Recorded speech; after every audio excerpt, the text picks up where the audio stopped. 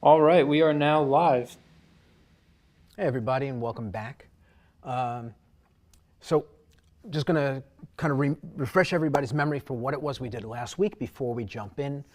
So all I did was get the transfer done, and then I put in what I refer to as my flats, which is flat color for each thing. The background, obviously, I did a little bit more because it's a simple background and there's no need for me to go in and address shadows and lights when I could just drop what I was using for my light and for my darkest values, when I could just kind of soften my edges and be done with it. It's what I did with the color painting, so I figured I would just mimic it here. I made the point in the last video, like when you take your panel outside and you spray it down with fixative, you make sure it's locked down, smudge everything to make sure that it doesn't move before you put your paint down. And so then when I came back in, I checked it. Mine smudged a little bit, but again, like I thought, well, it's me, right? So a lot of my drawing was wiped away. I actually had to go in and kind of scrub the paint down because the drawing was lifting. I was losing the dark lines, and so I had to scrub away some of the paint and come back down to the board a little bit. And that's actually changed the value of the gray that's here, and I'll talk about that a little bit later. It's not a problem, but it's something different than what I really want when I'm doing this. It's not an issue, and you're going to get to see how it's resolved. But anyway, so I went in and I reestablished a bunch of my lines just with the number 2 pencil. I just drew them right on top, and so that I can see them. Again, it just makes it easier. I have a transfer. I want to make sure that I'm utilizing it. So for the 2 or 3 minutes that it took to go in and clean up some of these things, I've got the transfer back that you can now see again. This eye was completely wiped out. I was missing all of the information in here. Again, there's a lot of things that were gone. The hair was completely wiped away. Again, oil paint it's pretty aggressive, and so when you start scrubbing it, the graphite will come up if you don't have it locked down really well under the fixative. So anyway, so you can see this. I'm going to have to avoid resting my hand on this because it will smudge. It'll come up, and then I have to draw it again when I do the lights. So I'm actually going to. What's the best camera to show this and the color swatches? Better do it here or do it up here? Yeah, the details. Up here. Okay, so I'm just going to center this. I want to make a point. I want to show you what it is that I'm doing, where I'm picking my values from. And I did this in the color piece as well. I didn't show it to you, but I did it beforehand so I could mix the colors. I will get around to showing you the color swatches for the color painting, but we're going to do that at the very end of the last video. So I've taken some palette paper, and I've actually cut 1 inch by 3 inch swatches so that I can test the values of my paint against the photograph. What that's going to do is it's going to help me to figure out what shades I need to represent what's here. So I'm going to start by grabbing a little of this. And again, for the Evolve students, you recognize the grays. This is black. This is a moderate shadow. This is a moderate light. And again, for those of you who aren't in Evolve, it doesn't really matter. They're shades of gray, and they'll be played with to match the photograph. So you would just mix until you get to the right shade. So all I'm going to do is I'm going to take a palette knife, and I'm going to put some paint on here so that I can see the paint in its most solid form.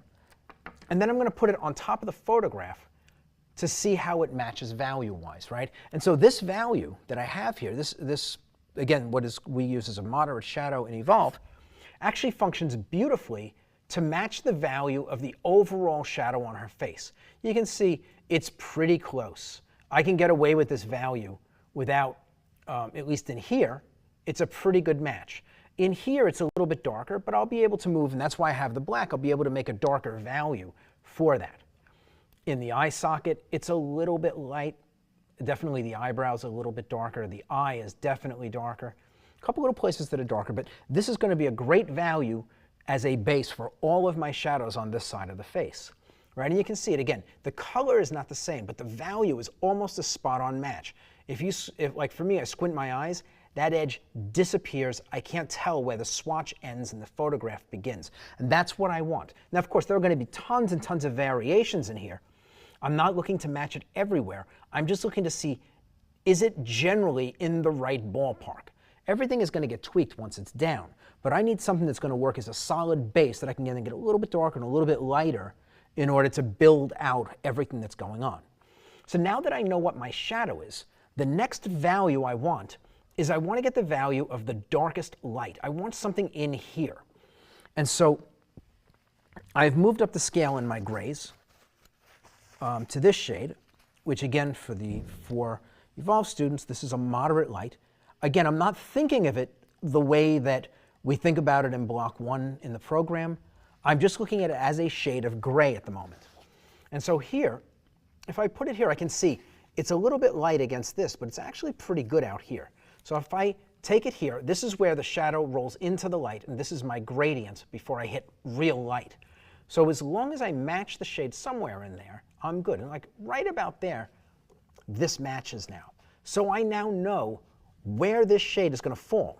Same in here. I can take it down here, and I can see that inside of the gradients in this cheek, still a little bit dark, but as I move to this edge, it starts to match up. So I know right at this edge here, right at this edge here, that's what this value is going to be. And so when I paint, this will be the lightest value I use, and it'll end just as we hit the actual lights. In here, even down in here. Somewhere about right in there. Now, I was saying just a minute ago that I had to wipe out a lot of paint here. So this value, which is lining up in here and here, is actually this one down here. But up in here, you can see as I move up, this is getting lighter and lighter because I had to scrub away so much paint because my drawing disappeared. So this shade is actually more in line with what's going on out here. So when I put this, the swatch color or value down, I'm going to soften this edge and let it dissolve into what's here, and that'll give me a good starting point for the next time I paint, when I paint the lights in the other direction. But I'm going to be very thoughtful about where this value ends, and that I grade the edge and dissolve it into the value of the canvas or the panel. Generally speaking, what we want, right, and this is the difference, this is the issue that this creates and how I'm resolving it. So the issue is, I actually want this tone to be exactly this color, so that when I put this down as the last value in the scale from darkest to my lightest shade of shadows, this blends into the canvas or the board. I don't have any jarring edges, and I don't even have to really work that hard to dissolve the edge because I'm matching, this color matches the board. I just put the paint down and just knock the edge away, and it dissolves into a matching shade. And then I do the same when I do the lights. I would go from the brightest light and work my way back to that exact same shade and blend it in the other direction. And it really makes it easy. Now in this case, I'm going to have to dissolve the edge into something a little bit lighter. It's not a big difference, and it'll be very easy to blend, but it would be nicer if this was exactly this shade. And the only problem that I have here is that I didn't spray my panel well enough, and let that be a lesson. Like, be thoughtful of this stuff. Once you put your paint in, you can't go back and spray, so do it right. Don't cut corners, don't shortcut the process. Again, I'm sitting here, I don't want to go back outside while I'm filming, take another 5-minute stroll outside and spray when I'm just like, well, I could take care of this. I paid for it. I had to go back in and clean this thing up. I had to first of all wipe away the value that I wanted. So now I have a value that's lighter, which again, it's not overly challenging, but it could cause problems. And on the other side of it, I'm now going to have to blend this into something lighter, right? And again, I'm only a little bit lighter here, not so big a deal. But if I had to scrub this thing down, like you see, it's very even.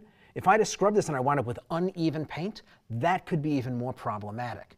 So I don't have a problem right now, but I do have to make a minor adjustment on the edge of my darkest light, or my lightest shadow as I kind of roll into the lights over here on this edge, and down in here, and even in the nose. So, but I know exactly where this value fits. So as I'm working my way across, I know that this value ends here, it's going to be in here, it's going to be right here, it's going to be right here. I now know exactly where this value goes, and I know that I won't paint anything past those edges. But this is the value, I know where it goes, and it becomes the end of my shadows as I move into the lights. And you'll see as I do it, I mean, you've seen it done already in color. I'll be explaining it as I go. Anyway, so I've got my shadow. Again, the color is different. This is a little bit cooler. It looks more blue. It's actually grayscale, but it's just a cooler grayscale. The grayscale that I have here is a little bit more neutral. So the photograph looks blue, but the value is a really good match. And then I'm going to have, on the other side of that, there are a couple of places where I could arguably get away with pure black, right? And so I'm going to just put some black down and I'm going to show it to you, right? And under normal circumstances, you'd probably hear, never use black, never use black. But in this case, like so for the hair, like up in here, the eye itself, like the iris, maybe the dark under the eyebrow, maybe the nostrils, a little bit in the mouth. Right? I can use it for these things. And the difference between my shadow here, my overall shadow, which feels luminous, and these really dark plugged up areas, in the paint, it's really not that big a deal. It's not that much of a difference. I could put a little bit of the lighter gray or this dark gray into the black so it's not pure black, but I don't really see that it's going to make that much of a difference. I mean, I may actually do it. I'll see how it goes as I start to formulate putting down paint. Again, like normally you wouldn't use pure black, but there's a decent sized jump between my darkest values, like the iris, and the shadows around it. And so I think this actually does a pretty good job of approximating it. Now, when you get this dark and you can work your way all the way to black, you'll realize like your lights, your highlights are nowhere near white. Like I'm going to end, my lightest value here is still going to be pretty dark, right? So the scale is shifted. I'm starting at maybe a value 3 or a 4 and going to a value 10 in black. So I'm not going from black to white. I'm going from black to moderate gray in my lightest shade. And so the black will not look out of place. However, if I had things that were a value 2 or a value 1, black will start to look really kind of out of place. It'll look like a sinkhole in the painting. But here it's going to marry, it should marry nicely, especially because all these edges back in here are soft. My dark gray, which is going to be used as a shadow, is going to overtake and blend a little bit with the black. And so we should get some tempering in there with that. So anyway, so again, like these swatches, all I do is take a piece of the palette paper I'm going to be working on, and I run it through a cutter, and I cut 1" by 3" pieces. This is a great way to match color. You put it right on the photograph, you squint your eyes and see if you got a match. You can do it with value, you can do it with color. And again, I'm showing it to you this way. I don't use swatches when I do this, but I'm showing it to you because I want you to have a formula for being able to match every color, every value, that you understand exactly how all of this is being done in here, right? So the color swatches will help while you're figuring out how to control value and then moving into color and how to get the colors right and to make sure they're right before they go up here. These swatches are great. And again, if you can stage your palette so that your shadows are the right values, like everything that you put down, like I have 3 values here. If all 3 of these values are the right value for the 3 things that I need, the darkest, then the average shadow, and then my lightest my lightest shade, anything else can be mixed in between them. So I don't have to really worry about being outside of my range and being too light or being too dark. So if I start by creating those parameters, darkest shade and lightest shade, I know where the darkest shade is relative to my darkest shadow. So anything that's darker than this will get this. And this is everywhere in here. So I can look up there and I can use that as the standard and say, what's darker than this? And any of those things will get this. And I don't really have to think about it beyond that. And then from here, I'm then just making gradients basically till I hit this shade, and I know where this shade goes in my photograph because I tested it already with a swatch. So that gives me a lot of information. It gives me some really solid parameters to work within to keep me from making kind of silly mistakes because I'm not thinking. So I want to get in and start painting.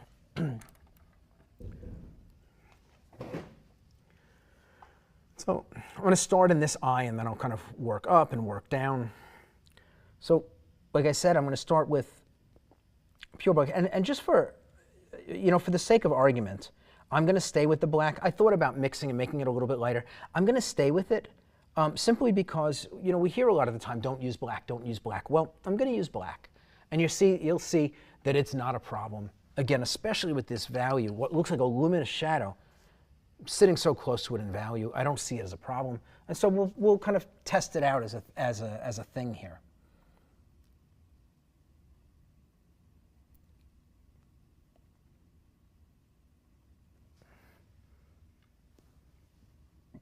And again, I'm just watching my hand, trying not to smudge my drawing.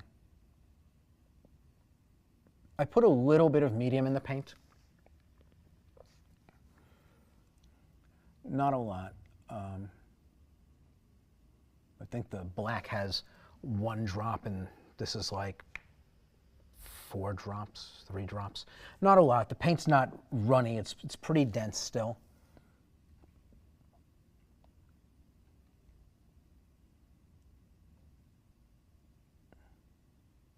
I do want to make sure the paint goes down and that there's no excess paint, there's no blobs of paint being left behind. I want everything to be nice and flat. It'll play nicer. It'll play nicer if it's even.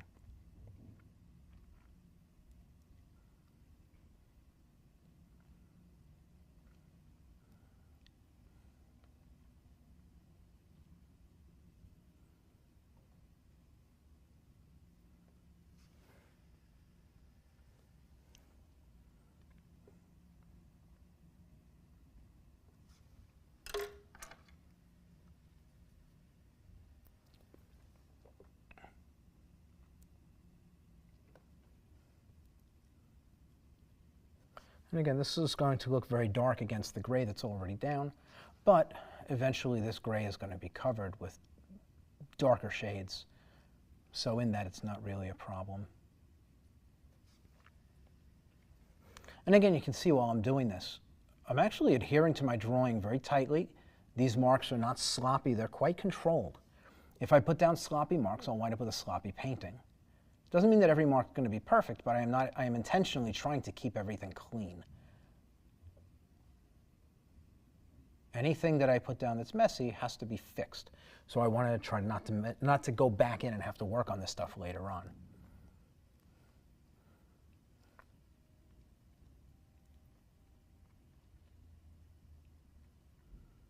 Again, just trying to make sense of some of the shapes.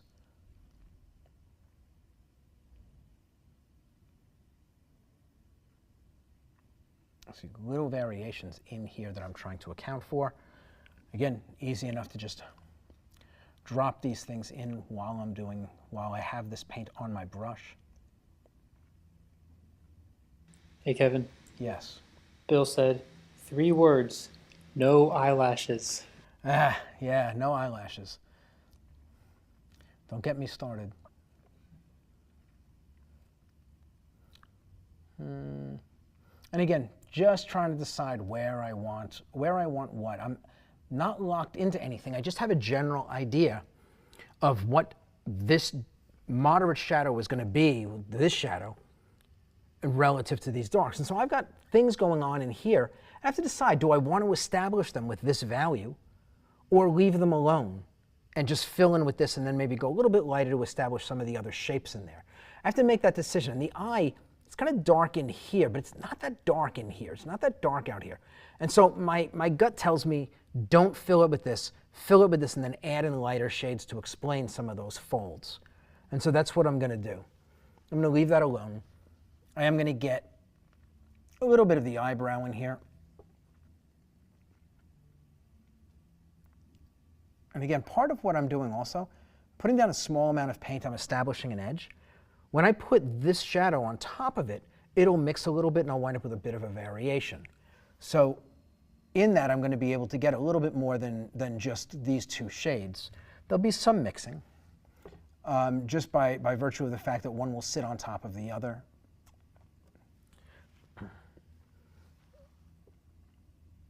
Again, the paint is nice and thin, so no blobs of paint. I don't have to worry about things getting out of control here. Very easy to manage. Again, I'm going to drop this one in.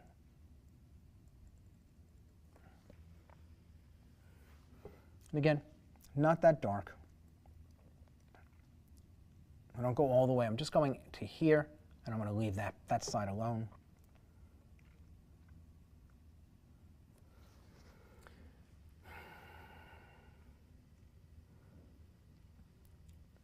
I've got a little bit of something going on over here as well. And again, just trying to make sense of what's going on here.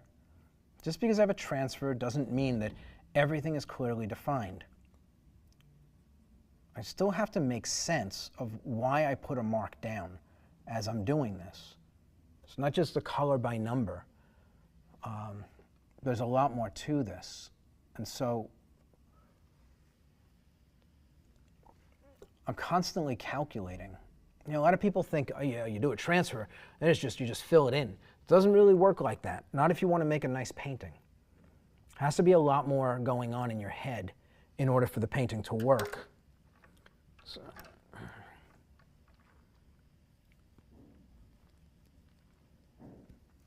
So here I've got this. I'm not going to move up, and I'm just going to get this hairline in here.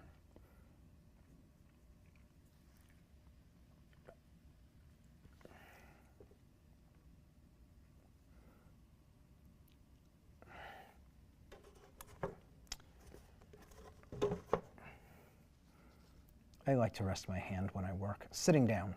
When I stand, I don't rest my hand at all. But sitting down, I like to rest my hand.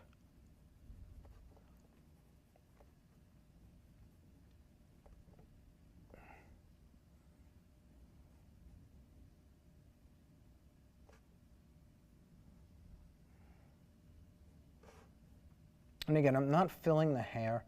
I'm just creating that edge.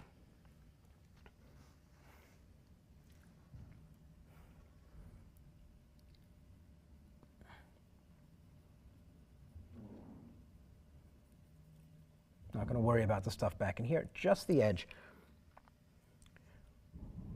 That way when I fill this shadow in, it's not bumping up against a light background. It's bumping up against the dark. It doesn't feel strange visually. And again, remember, everything is relative.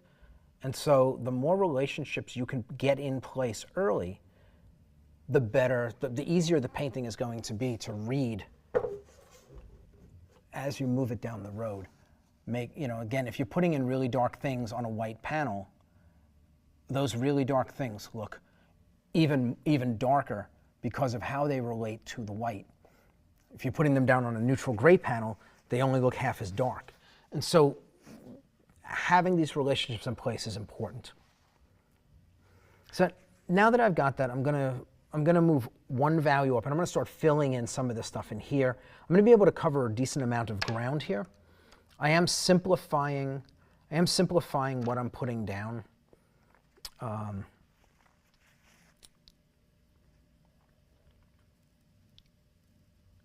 going to be some very basic shapes, and then again, they're just going to be kind of squared off, and then gradients will be put in afterwards, and that's going to explain the form. So up in here, this is the edge of this shadow. Something like that. It fills all of this.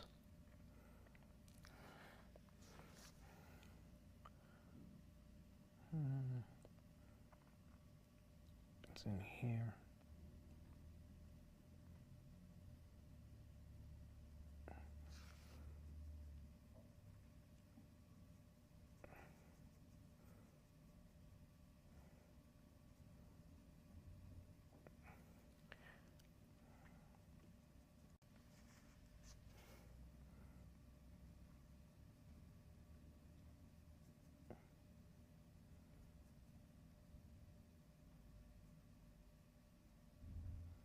And again, I take care with the edge. I want the edge nice and controlled. Inside of the shadows, there are no details, and so I don't want to have really harsh, abrupt edges. I want everything to be diffused a little bit.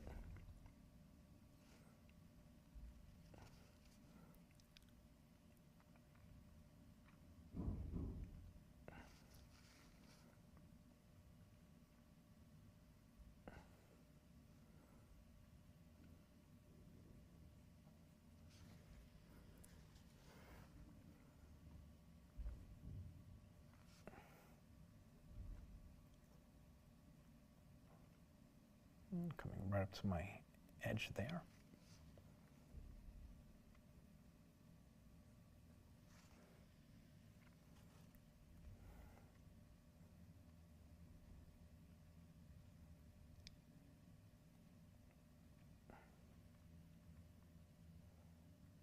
And again, all of these details that went in the transfer, I can see the tear duct and all of that, it's all being wiped out now.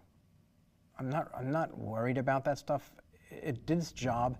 It told me where the boundaries of these marks go. And then after that, I mean, I'll be able to find those things again now that I have these outer contours. And again, part of this is just being comfortable with paint, you know, comfortable with the fact that you're, that you can figure out where things go, that you have. This is where proportional drawing becomes so important, drawing from direct observation or painting from direct observation, where you're comfortable that even without a transfer mark, within a basic shape like the one I'm creating, that you can find where everything goes. All right, again, like I gave up all of that information. I have to trust that I can get it back. If not, I'm not going to let the information go. I'm going to sweat those lines all the way to the finish line in the painting. And that's a terrible way to work. It's exhausting and frustrating and scary, right? Because as you're working, if you lose something that you think that you need in order to be able to do the work properly, then how do you finish the work? Right? And so if you trust that you don't need the marks, that you can take advantage of a shape that's created and then move on from that and come back later on when the lines are gone, but you have some basic shapes and figure out where all the marks belong relative to those basic shapes, it just creates a level of comfort when you're working. You're able to kind of kick back and relax a little bit and not worry about, like me, when I lost the transfer lines, I wasn't really worried about it. Because this painting could be managed without a transfer at all. And so I don't have to worry about the loss of the lines because of that. And so I wasn't nervous about it. I put them back in because I want you to see, be able to make sense of what I'm doing here. You know, I've actually talked about this before, but I'm of the firm belief that in order to demonstrate this, you have to do it using a transfer. You have to. And the reason for that is that if I just paint this free and if I loosely block it in and start pushing paint around, unless you have my drawing skills and you can read my mind, you won't understand what's going on until the painting starts to come together. And by then it's too late to really make sense of how I got there. All of the calculations are happening in here. With the transfer, you can make sense, right? You can do a transfer and have exactly the same precision in your underdrawing as I have. And so that gets you closer to the finish line if you mimic what I do. And if you can mimic what I'm doing, and if I can get you 70% of the finish line, then you just have to travel the rest of the 30 following what I'm showing you, it makes it much more likely that you're going to be successful. And it's going to also, you're going to glean more information from that process. Because you're not trying to figure everything out at once. You're figuring out just the paint application. How did I pick the values? How did I put them down? How did I blend them? Right? That's all you're worrying about. Imagine if you then add to that proportional drawing, getting the shape of that eye, the contour, the look of it to feel like it's her eye. You won't have any mental energy to even put into the application of the paint while you try to figure out the drawing. So it's easier and smarter to show a technique like this on a transfer. You do want to develop the skills to be able to do it without a transfer. It's a critical skill. I say that all the time. Just because I'm working from photographs doesn't mean I believe that you shouldn't work from life. Quite the opposite. You should spend as much time working from life as you can.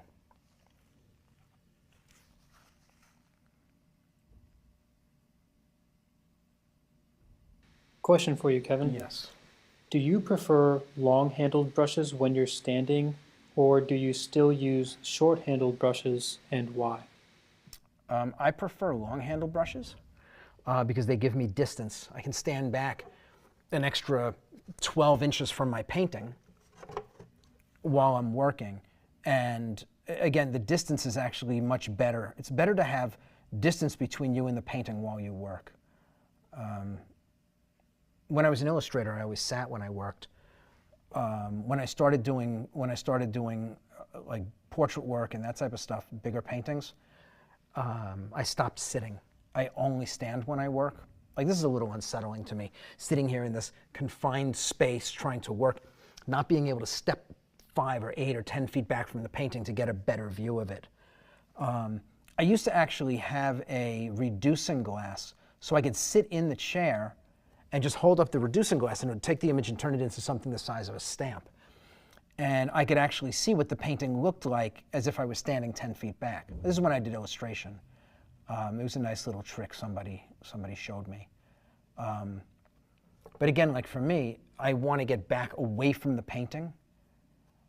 That's where I want to be. But again, like we're filming, I'm stuck in this really tight space. So I'm kind of locked into this chair while I'm working now. But it would be my preference to be up and around, not sitting down like this. This is very confining and frankly quite uncomfortable from the standpoint of painting.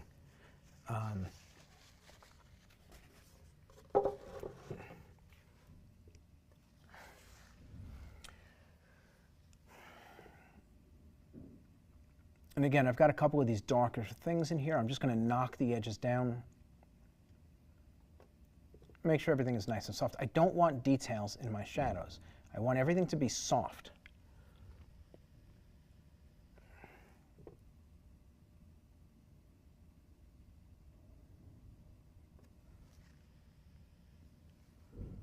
Even this, there's a little bit more light in the eye than this, but I'm going to be able to build that up. So I'm just going to start the what is this, cornea, with a darker shade, and then I'll build up the lights on top of it.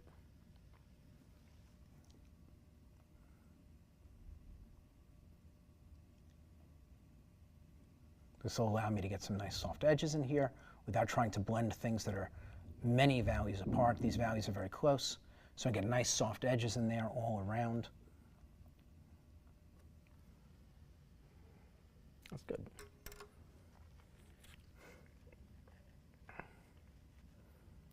From here, and just move down the face. All right, and again, I'm here. This all shadow.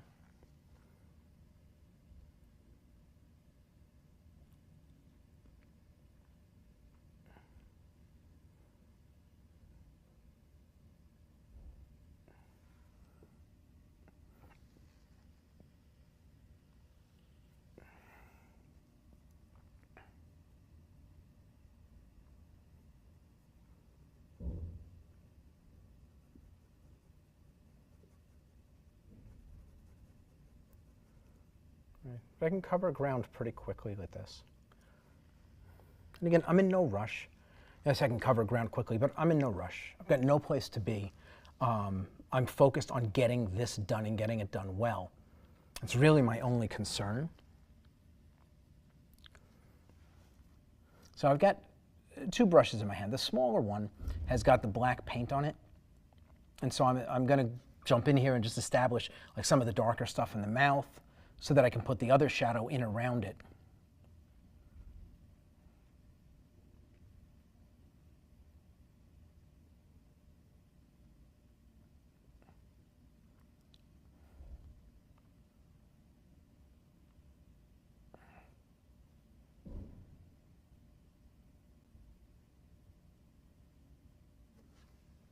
And again, some of these darker shades, they're going to get overwritten. They're going to get overwritten as I go. But they're good to create variation. Like this shade that's here is not dark enough for under the lip. So I put the black in, and then when I come back in here, I'll mix them together. And so I'll wind up with 2 different shades. This shade as it comes in, and then a gradient fading into the darker shade. All right, and again, they're going to play nicely together because they're very similar. They're similar in value, and they're similar in color. So I'm not making any major departures. Not like I'm trying to blend a value 3 red into a value 9 green. They're basically just grays, and they're maybe 2 values apart, no more.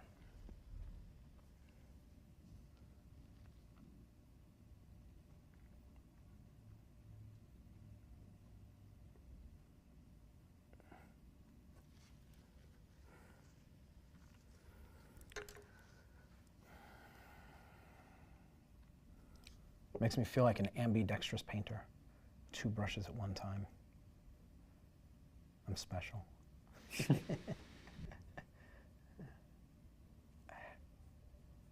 try not to go outside of the lines.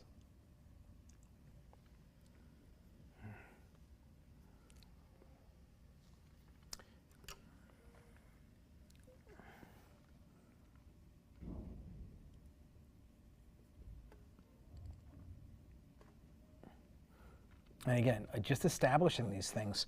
So as I go around, I can fill these large areas. I don't have to worry about like figuring out where the chin is, right? I just established it. It's not going to go anywhere now.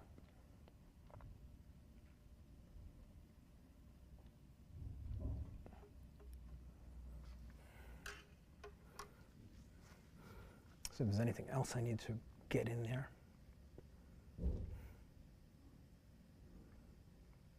Oh, that's good. So everything else I should now be able to fill with this. And again, I've got lighter and darker areas, but I don't have lighter paint yet. I'm not going to worry about this. I'll put it right in on top afterwards. And again, smaller paintings, I like to rotate them while I work. There's no rule that says you can't do that.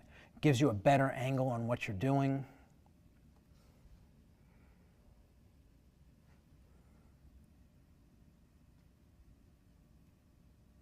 Allows for greater precision in the marks.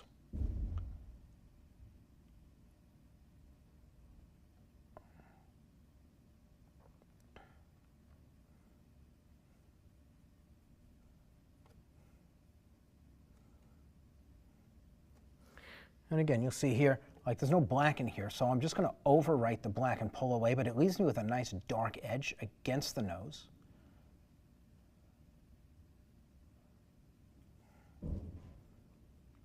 So some variation in there.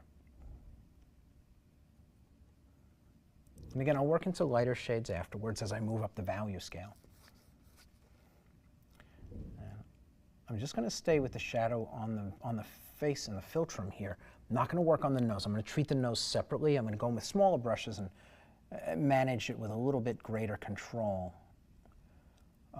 than this will allow me. So again, just kind of sectioning it off.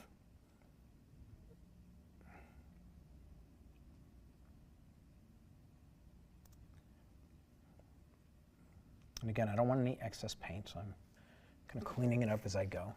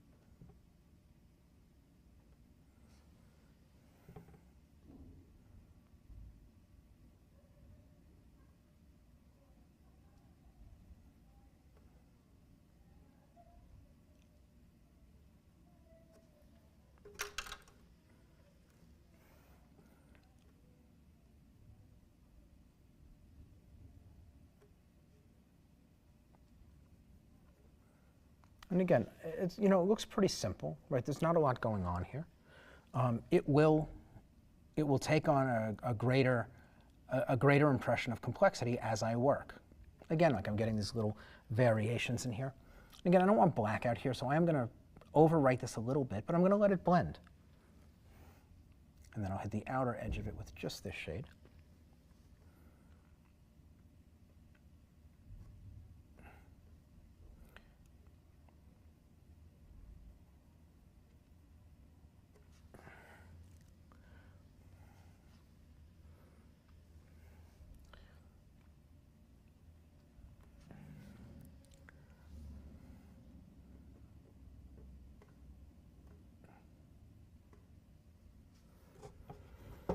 Again, just rotate the painting as I go. It's got a little something stuck in the paint. And I always clean my painting up as I go. If I see something that doesn't belong, I get rid of it. I don't put it off till later on. Deal with it right on the spot.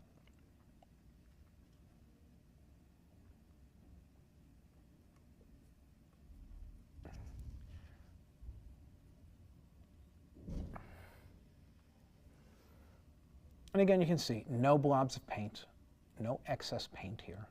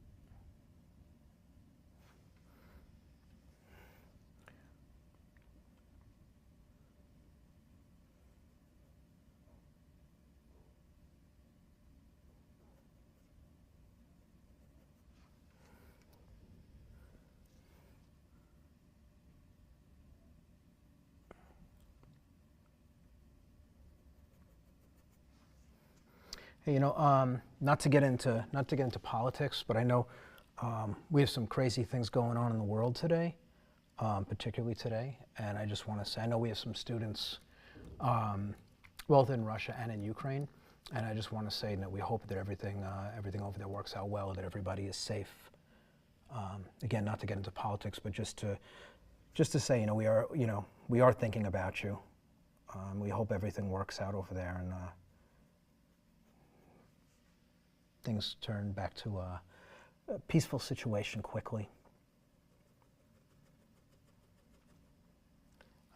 Daniel and I were talking about this minutes before the camera came on about politics and religion. Don't discuss any of that stuff. But again, with things that are going on, I think it's important just to let people know, if any of our students who are over there are watching, that they know that we're thinking about them.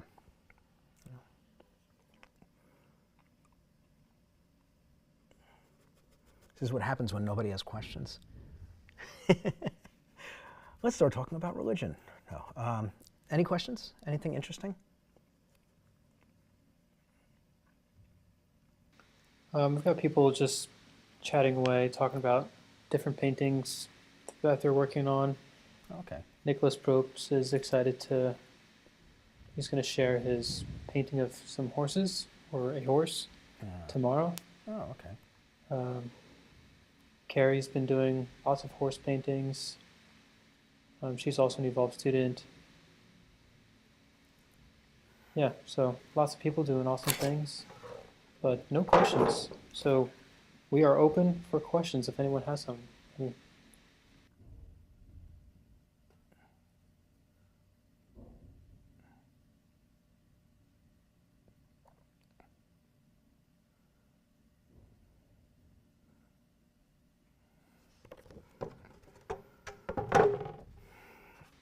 You might find this funny. So one of our students, Stephen, said, "Evening all. I haven't tried a portrait in years. My last one I tried of my wife. I managed to make her look like a boxer." And we kept talking. I was explaining how, later on he should give it a shot again after block 4. But he said, the problem now is my wife won't sit still when she sees me with paper and pencil. Yeah. Very often you get just one bite at that apple. What's the saying? Fool me once, shame on me, right? No, fool me once, shame on you. Fool me twice, shame on me. So, yeah, I can understand.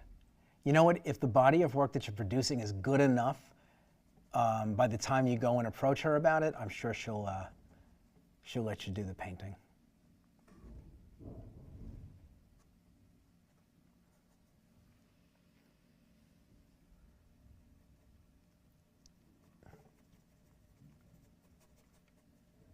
Okay, we do have a question. Okay. How would you handle fine fur with lots of dark shadows? Well, so again, like this is always the conversation, and it's a great question. It's like, well, how do you handle fish scales, and how do you handle fur, and how do you handle tree bark, and right? You can have a question for every surface that you could possibly think of. How do you manage that?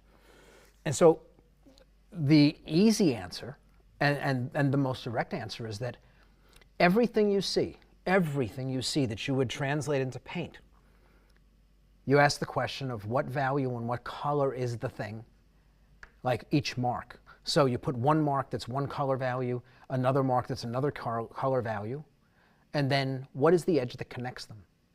Sometimes the edges are razor sharp, and sometimes they're gradients. Sometimes they're just little gradients. Sometimes they're sprawling gradients. Some sharp marks are very sharp, and some are not as sharp. But you have to look at what the edges look like that connect all the different colors and shades. And what I would recommend is, if you want to really experiment with that, do it in grayscale. Get the photograph in grayscale and experiment there, because color can be very confusing. If you can manage it in grayscale, it's easy to kind of step it up into color, which is what we're doing. Kind of did it the other way around. Excuse me, color first, and now we're going back to grayscale. But the idea is that if you can eliminate color, which is one of the more complex parts of the process, deal in values and then look at the edges. See how that works. Another thing that might come into play there, and I can tell you, like, I've painted fur, one of the things that can come into play is keeping the paint pure, so that a highlight is a rich, colorful, bright highlight, and it doesn't get muddied up when you lay it down into the other paint. And sometimes these things have to be done in layers, where you put in the underpinnings, the darker things, and let it dry and then put in the lights, which is exactly what I'm doing here. Like, this technique would be wonderful for painting fur.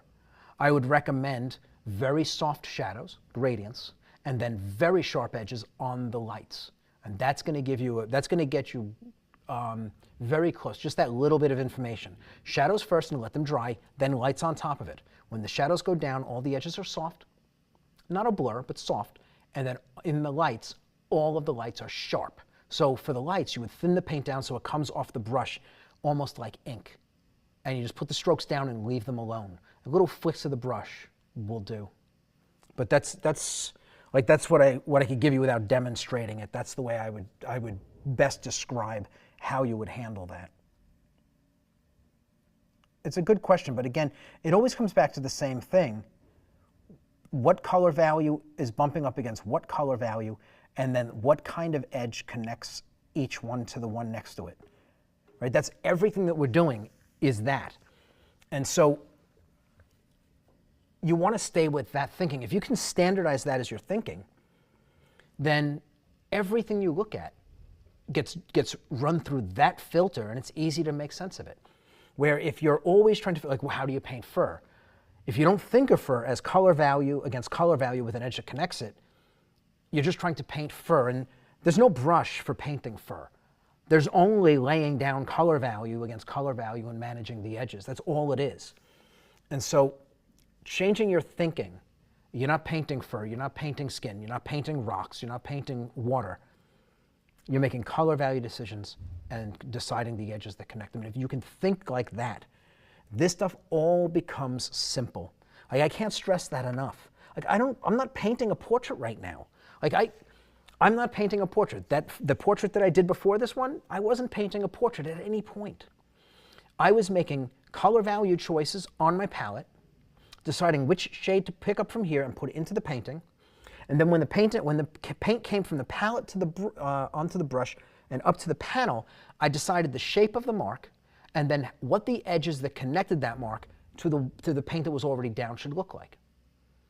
I did that. I made those decisions hundreds of times over the course of 3 or 4 weeks, and at the end of the process, a painting emerged, a portrait emerged from those decisions. At no point did I look at the whole thing and think I was painting a portrait. It's almost like you get into a building that's 25 stories tall. You have 25 stories of stairs to climb. If you think about that, it's overwhelming. But if you just take one step at a time, you only worry about the step in front of you, eventually the 25 flights of stairs are in your rearview mirror. You've climbed them. If you think about the 25 flights of stairs all at one time, it's a lot to manage. It's a lot, like you realize the enormity of the task. But if you just worry about the one step and then the one step, eventually you wind up where you're going. Same thing, you run a marathon. You don't worry about the 26 miles. You just get your one foot in front of the other. And when that foot lands, then get the one that's in the back and put it in front of that one. And you just keep doing that. And you keep your head down and you just do your work. You get your foot in front of the other foot, back and forth, over and over and over again. And eventually you cross the 26-mile mark. And that's what I'm doing here. I'm not painting a portrait. I don't think of her as a portrait. Nothing about what I'm doing here is, I'm not looking at these shapes. These shapes are not a portrait. They're abstracts. I'm just filling them. When I'm done, if I put all the values down in the right places and all of the gradients and the sharp edges in the right places, a portrait that looks just like this girl will emerge. That's all I'm doing. And so if I think like that, this portrait and a painting of a ball and a can on a table are exactly the same. A ball and a can on a table are made up of value color decisions and the edges that connect them. This portrait is made up of color value decisions and the edges that connect them. And that's it. And so if you can change your thinking, and it takes learning the process to be able to do that. Learning how to think that way and then being run through exercises, enough of them where you're being guided along the way to get these things to become the only way you think when you look at this stuff. And then all of a sudden it all becomes equal, it all becomes straightforward. It's all the same level of complexity in the process. Painting like this takes longer because there's more calculations, more values to choose, more edges to manage, a little bit more subtlety in the gradients than a ball in a can. But it's the same moving parts. And it doesn't matter, again, subject matter like a person or like cloth or fur. Got a few questions here. Sure. Bill is wondering about squinting, like squinting your eyes to see values Yes. better. Can you talk about that? So all that happens when you close your eyes, it neutralizes some color because you're looking through your eyelashes. And basically, it's almost like looking through a pinhole. Like if you have bad vision and you look through a pinhole, it'll tighten up your vision, right? It changes how the light comes in. But when you squint your eyes, it compresses the values and it strips away some of the color. And so it simplifies what the image looks like, right? So for me, if I'm trying to figure out, so again, dealing in Evolve, which shadows are extreme and which are moderate, and there's some that are falling in the middle. It's hard to tell. They're not so close to the darkest or the lightest. Kind of fall in the middle. I squint my eyes a little bit, and I see if they lean darker or lighter. I squint my eyes enough. Certain of those shadows that are in the middle will darken and start to look like the extreme, and others will stay light, like the moderate, and I'll be able to split them like that. Now, once I finish that, if I squint my eyes even more, all of the shadows will go dark and the lights will remain light. Now I can see which things are shadows and which things are lights. And all it is closing your eyes up. That's all it is, So it's not just a little bit. You close them up just about like this. This is a good amount. But you'll see it. If you take a grayscale image and you close your eyes, squint your eyes down a little bit until you see all the shadows go to black. Well, that's how you separate shadows from lights. If you open up them a little bit, then you'll see a separation, a distinction between the two values of shadows. Again, in simplified images. But also for something like this, it'll simplify the shapes. When I squint my eyes, the shadows all fall away, and I can only see the shapes of the lights. And that's because the shadows are all so dark, and there are no real edges out in here. But all I see is the shapes of the lights. And when you're working from life, that's very important to be able to break down the shapes early, to see how the shapes fit without the details. Again, I squint my eyes, I lose the fact that this is an eye. I only see this light in here, right? It's this. I see that shape. The eye, all of this blends off into the background. All becomes part of a shadow. And so it simplifies, it's, like I was saying, being able to get the shape in here. Once I've got the shape, I can then break the shape up and make it what I need it to be. But that's the value. And again, if you're dealing in color, then it helps to neutralize the color when you squint, so you get a better sense of the value of the thing you're looking at.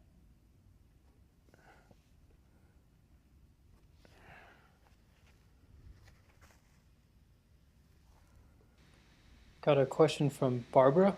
Yes. Would you ever do would you do a dog next? Would you paint a dog? I don't know. Maybe. Yeah, I mean, we have some things that we're looking at doing.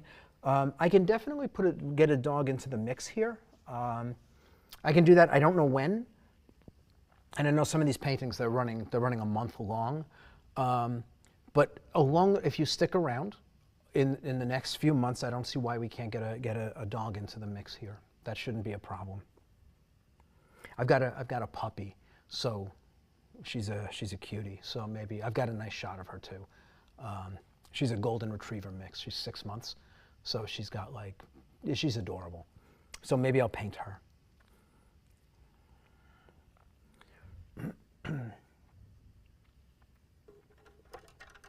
And again, so here, again, you can see I'm in no rush. The painting's moving along at a nice pace, but I'm not in a rush. I'm not rushing to get anything done here. I'm just kind of moving along, making sense of each thing as I go.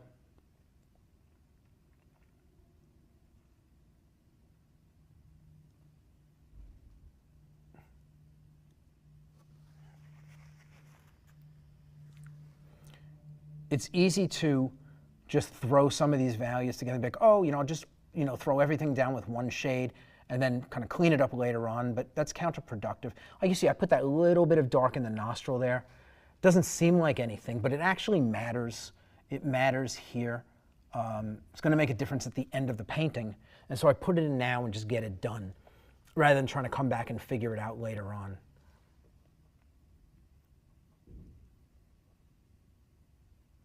None of the marks, nothing that I'm doing goes down carelessly. And that's a very important thing. Like when you're making paintings, that's very important. No careless marks, no thoughtless paint moving from the palette up to the canvas.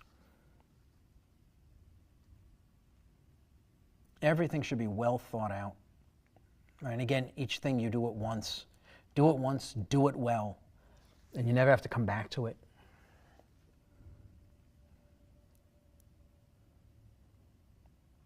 Steven's got some real jokes. He said, I've been using squinting for years. Very useful tip. Trouble for me is my paintings are usually best viewed by squinting. Yeah, I got a whole bunch of those buried in my portfolio. I don't show those to people. And I don't brag about them. Not publicly, anyway. Right, it was Steve, right? Yeah, Steven. Yeah, so Steve, just so you know, this video is going to be on YouTube forever. So, that statement will live in infamy.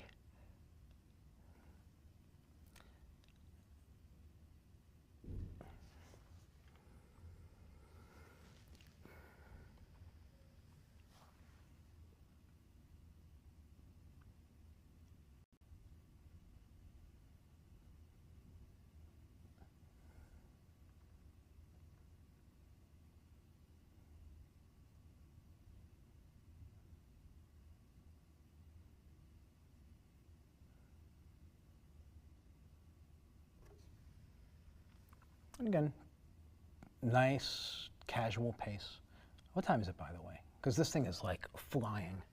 It is 9 o'clock. Oh, yeah, I mean, this is like, we're really moving along nicely here. Right, I mean, you can see the shadows are almost done.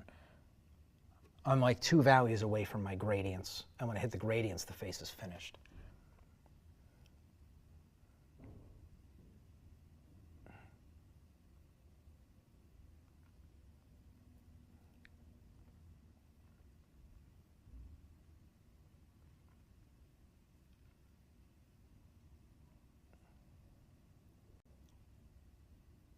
Got a comment here from TY. I want to join Evolve, but my goodness, the process seems painfully slow. Would it be this slow from life also? Let me tell you something. It's slow because I'm talking. It is, you have no idea how fast this is. This process, like I said, I mean, I've done this painting in like 3 hours, start to finish, when I wasn't talking to people. Like I demoed it, but I didn't talk. Like 3 hours.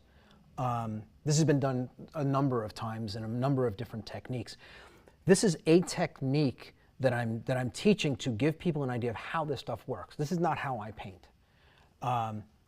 In the time that I'm sitting here doing this, the number of hours that it'll take me today, I could finish the painting if I were painting it using my approach. Now, yeah, so that I'm not teaching my approach, well, what is that? This is a stepping stone to that. This is, I'm trying to give everybody who's watching the last painting and this painting together an actual full start to finish process to make some pretty incredible leaps forward in their deliverables, in the final work that they do. Right? I'm being meticulous in explaining everything.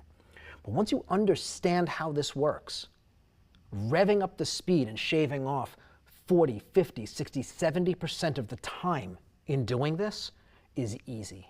It's really easy. I can promise you that the approach that we use when we get to like block 6 in Evolve, block 6 is where we really kick up the speed, right? But you've got 5 or 4 blocks of foundations that come before it, a secondary technique in block 5, and then in block 6 we do this advanced kind of what I call speed painting. And like I said, I have a video on. It's 85 hours of me painting a life-size portrait of a gentleman with. It is a really, really detailed painting. It's a Freemason, and he's covered in gold and tassels and all kinds of other things.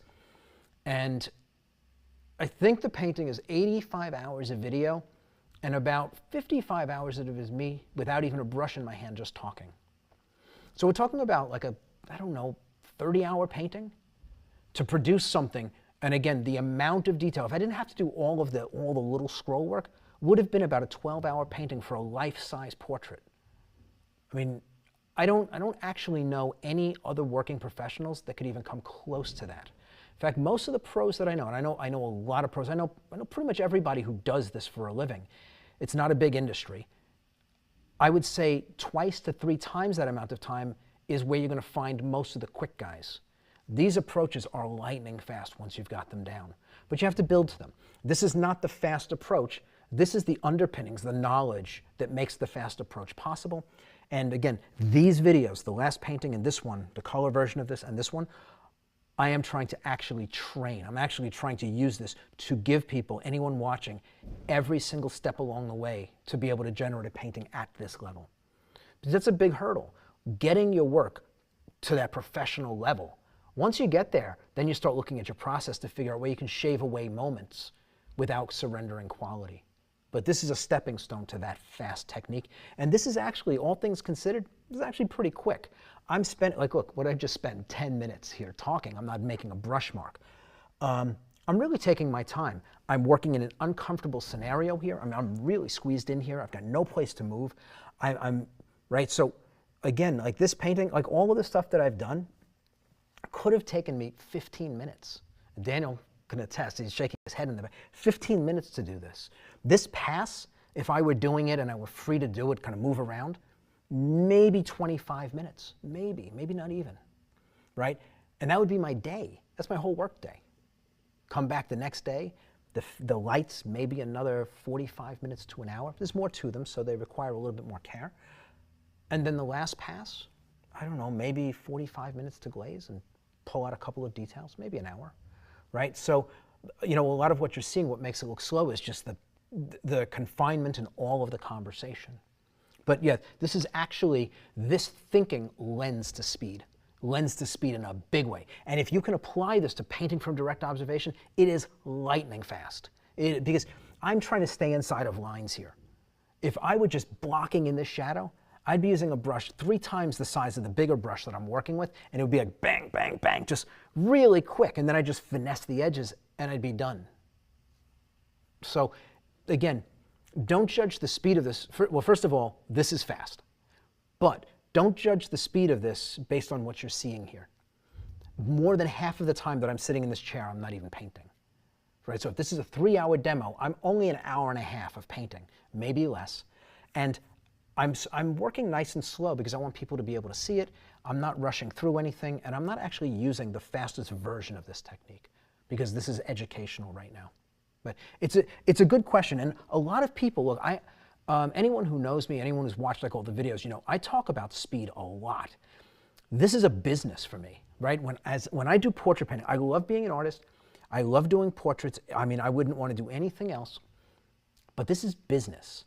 And if I can do 1 painting a month or 2 paintings a month with the same number of hours, the 2 paintings a month makes more sense because I make twice as much money. And so for me, speed is critical. I've spent my entire career finding ways to shave off seconds from repetitive tasks so that the painting is quicker without surrendering any of the quality. And that's the key. Faster, but the same quality. So, but anyway, I can tell you that in the Evolve program, though things start off very slow, it's only in the beginning of the education. Once you get into the later blocks, the techniques lend to speed. They really do. You can produce paintings at a pace that would make your head spin. Again, but you have to understand what you're doing. You know, when you're learning it and you're doing it, you're going to be fumbling around trying to make sense of it. But once you know how something is done, like I have students in here that'll do a painting, a speed painting, and there's one in particular I love for them to do. It's a chessboard. Daniel, could you actually grab it off the wall over there? So it's a chessboard. It's a beautiful painting, and so I have the students do it. And they're still learning. It's one of the more advanced ones. So they've done a few speed paintings already, but they do this painting once.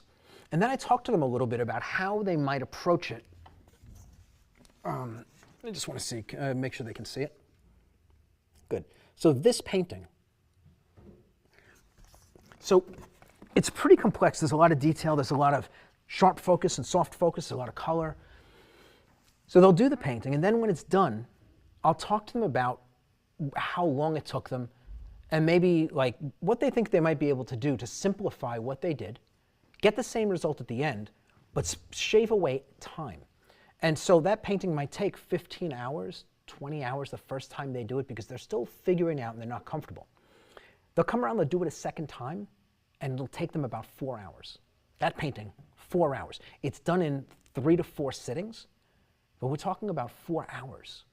That's nothing. And we're not talking about professionals, we're talking about high school kids, high school age students. So, and if they can do that, what would they do if they did it a 3rd time or a 4th time? What happens when they, and again, yeah, okay, so I did the painting 3 times, I know the painting inside and out.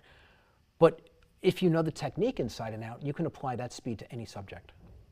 So, anyway, I hope I answered the question and didn't, you know, belabor the point.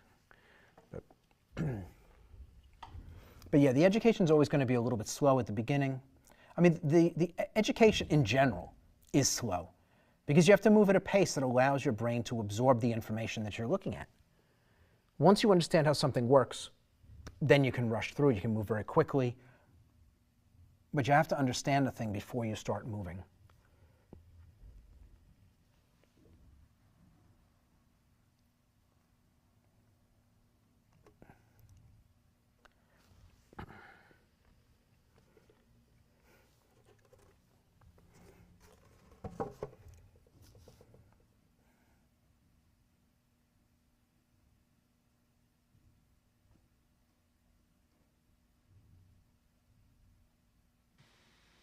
Got another good question here Yes. from Angel Moss. I imagine this is Angel Alicia. Yeah. She said, she was actually asking another student, but she said, did you have any trouble transitioning from the technique in block 7 when starting, and then going into block 8? And I thought you might want to weigh in on that? Actually, I'll jump in on that real quick. Again, try to stay away a little bit from the evolve specific questions because, these videos are for everybody. So, but I'm happy to answer that question because I don't get a chance to address this stuff very often. So what I've found is that block 7, like all of the blocks up to block 7, are very tight technique, very precise and very clean. They're methodical. And then block 7, the intent of it is to allow you to loosen up a little bit, to breathe, to lay down paint with, with some real heft to it. So for those of you who don't know Evolve, it's an alla prima technique. It's almost like paint knife, using a palette knife to paint. It's very heavy, bold strokes, no blending. If you want to blend, you have to lay down different values, stagger the values until the edge dissolves. And so, but the idea is that it's really kind of like a stress-free block that allows you to kind of shake off all the tension that's created in the earlier blocks, which are so precise. When you move into block 8, though, you gotta go back to a place where you apply that looser stuff in the places that it belongs, but you render tightly everything else. Don't throw away everything that you got from the development of precision in the earlier blocks. We see a lot of that. We have to address that all the time with students. When they get into block 8, they've gotten so comfortable with the looser format of block 7 that they forget to tighten it back up. And that's all it is, right? So those heavier brushstrokes, they don't go everywhere. So you use a different technique, like you use speed painting or vacant shadows, and then you add some of those impastos, some heavier strokes, the thicker brushwork from block 7 into the painting for accent. But the idea is that, like, you move into block 8, you're not applying like block 4 painting technique at the finished quality of block 7, because the finished quality of block 7 is loose and very impressionistic. And again, the idea is to give you a little bit more freedom to express yourself in block 7, looser strokes. It lets you just, like I said, it lets you just kind of loosen your belt and relax a little bit.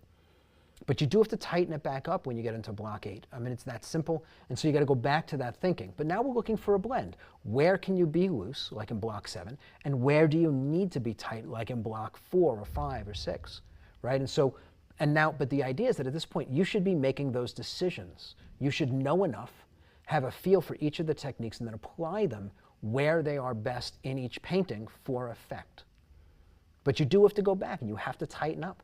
And how you build a painting from the beginning to the end will determine whether or not you can make it a tight painting in some places, or if it just becomes loose everywhere because you didn't take enough care early on. You didn't plan the painting out. And so it's, again, block 7 is not meant to degrade your precision.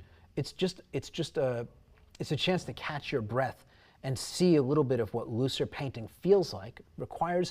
Requires a little bit of a different thinking because it's more impressionist. But then we want to come back and we want to get back into those at least tighter. We want to maintain some of the tight things in the painting, but we want loose stuff also. We start mixing, which is the whole idea of block 8 when doing master copies. And so if you look at a Rembrandt, you're not looking at just what we do in block 7. You're seeing other stuff. You're seeing transparent paint. You'll see almost like a vacant shadows painting, but the lights are painted in very heavy paint and the shadows are completely see-through, right? You'll see things like that. Or you'll see what looks like a speed painting where the shadows are very thin and the lights are solidly opaque, and then there'll be a few strokes of really thick impasto in the lights as highlights. Well, again, now you're talking about 3 different techniques that you've been taught, but you have to apply each one of them in the place where it goes and maintain the quality of the painting at each place so that at the end of the painting, you have a painting that is tight and refined in the places that it's meant to be and loose and relaxed in the other places where it's meant to be. Awesome, thank you. We got a few more questions. Yep. So, from Melanie Woods, scrolling up to find it. When you start practicing painting portraits, does the size of the portrait matter for learning purposes? The size matters jokes are just all over the place in my head right now. So yeah, I would recommend always starting small, right? The commitment of doing a bigger painting in time and resources, right? So if you're not really sure what you're doing and you're fumbling around with a life-size portrait, it's a lot of money for materials, and it's a lot of time and effort to figure out what's not working. If you do a small portrait like this, right, this is fine. It's very simple. It's very straightforward. There's only so many hours clocked. There's just so much paint, right? And so if I tank this and I learn a little bit from it, and then I do another one like this and I tank it and I learn a little something, eventually I'll get to a point where I'm not tanking the paintings, and then I can scale up a little bit, maybe double the size of it. And now I'm doing a little bit larger head, a little bit more of the body, and see how that rolls. And once I'm confident there, then scale up a little further. But I would stay away from large-scale portraits if you're not experienced and not comfortable with them yet, just because of the time and the money that you're going to have to allocate to make the painting. It's not a good way to learn. You want to learn on things that aren't going to just eat up your resources. And again, like, it's not even the paint, it's the time. You know, a commitment of 50 hours to a painting when you could have done something half the size in 20. The 20-hour painting teaches you the same lessons. Start small and get confident, and then build up a little bit. Get confident, build up a little bit. That would be my advice.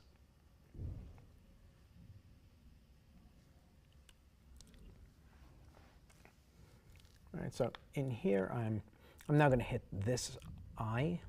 Right, and I've got some other shadow shades in here, but they're not this dark. So I'm just going to move on, and I'll deal with them when I move up in scale. I'm going to mix a value between these. So coming back to this painting and the technique that you're using, yes. Are you doing anything different in this painting than we will be doing in block 6? Yeah, this is not block 6. This is, I said that at an earlier time in one of the other videos. This is not block 6. This is different. There are lessons that I'm trying to teach you. So I'm trying to make this video, as much as I can, a self-encapsulated education in this exact application to make a painting like this, right? So if somebody takes all of the steps and they do them exactly the way that I show them, the way that I explain them, they should be able to yield a result like this. Wherever they are in their ability, they should be able to step up their game really, really well with this. Block 6 in Evolve requires block 1, 2, 3, 4, and 5 in order to be able to do block 6, because they're all foundations of the education for the block that comes later. And so this doesn't lean on any of Evolve's foundations as a necessity to be able to replicate the technique. And so, like I say, this is trying to educate. This is not an education. It's really not. This is, I say this about these kind of videos all the time, this is theater in a lot of ways. Some of you will be able to take this step-by-step thing and replicate it. Some people won't, right? But it should give you some ideas about how to move your work forward. And education in doing this requires underpinnings for, well, how do we see light? How does our eye take in light? How does our brain process it? Because what I'm painting here is shadow and light. I'm not painting a face. I actually can't see a face in the real world. All I can see is how the light in the space bounces off of an object, a face. And that light that bounces off the object is picked up by my eye, and it's translated by my brain to create an image.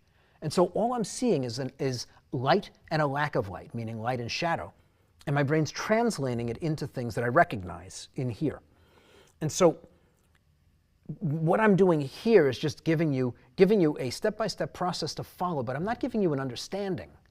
I'm just showing you how to do something, but I'm not explaining to you why. Why do we do this? Well, I'm trying to give you some whys as much as I can, but there's a much broader education underneath this. And so, you know, like, people will ask me, well, like, I'm giving this stuff away, like, you know, if I can give this to somebody and they can do this, then, like, why would they need an education like Evolve? And the bottom line is that you might be able to take this and replicate it and run with it, but you're always going to hit walls, because unless you understand why everything works, and that's what an education is, not how to do something, but why you do it. Why this and not that? Unless you understand the whys, the science of it, you're always going to be limited by what you can see, because you don't understand why things work. And so people can take this and produce with it and maybe make some beautiful paintings. But there is a glass ceiling on that. Unless you understand why these things work, really understand that, unless you've got the alphabet of how this works, right? This is a visual language. There's an alphabet that's not present here. I'm talking to you as though you already know the alphabet of the language I'm speaking, that you already know the vocabulary, you understand the grammar, and you're coming along and I'm basically reading poetry to you in a visual way. But in order for you to be able to write poetry of your own, you need to understand the alphabet of that language. You need to have vocabulary and spelling, and you have to understand the grammar of that language and how to compose your thoughts, and then how to make it eloquent so that it's poetry, right? And it's like an education like Evolve gives you those underpinnings so that when you tackle something like this, you understand exactly why things do what they do.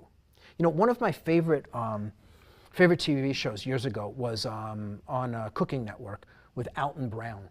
He did the science of cooking. He would explain what would happen, so as a great example, you know, when you braise a piece of meat, I think I talked about this when we were doing the color portrait. You braise a piece of meat, which means cooking it in liquid. Yet when you cook it, it comes out and it's dry like sawdust. How can you take a piece of meat, cook it in liquid, and it come out dry? Right? And there's science behind that.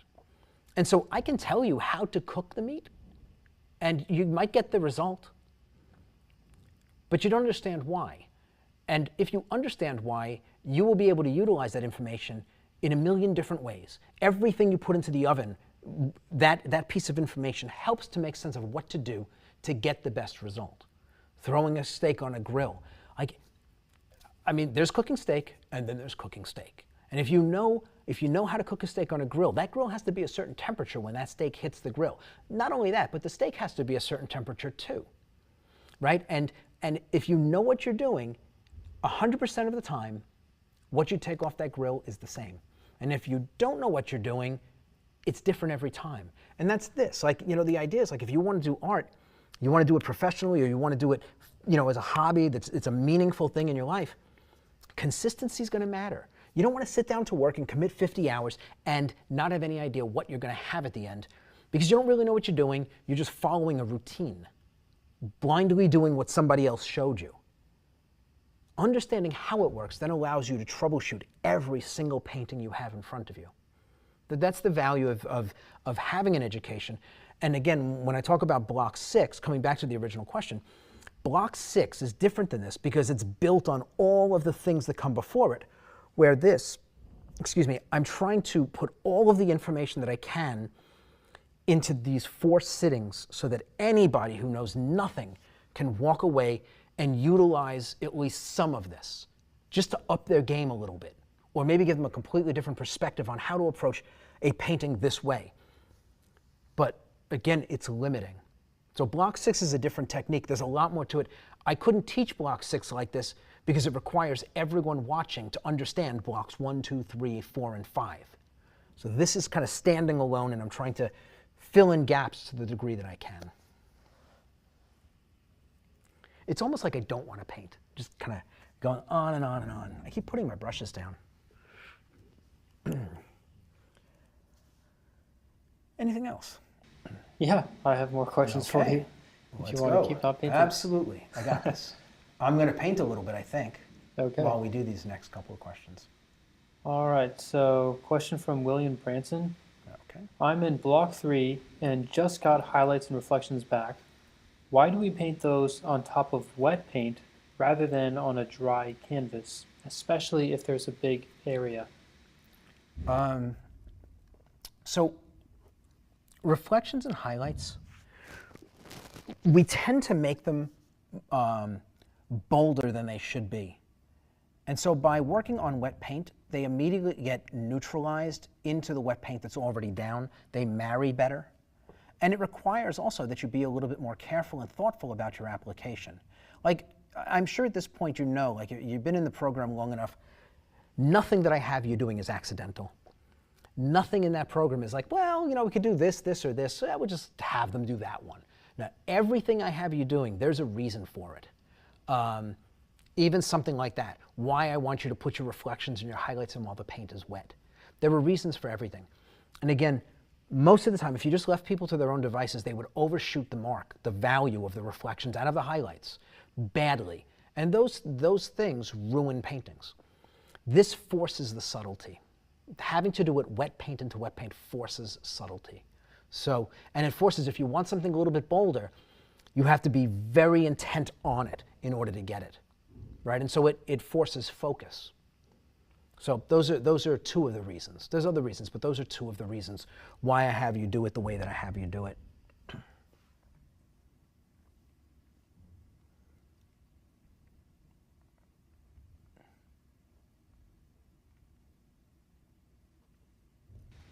All right, next question. How do you approach a photograph that has no dramatic shadows? Do you have to edit it first? No. So you don't have to have shadows, right? So this is actually a very good question. So again, like understanding, this is where the underpinnings of an education become important. What do you do with this if everything is in the light? How do you make it look three-dimensional?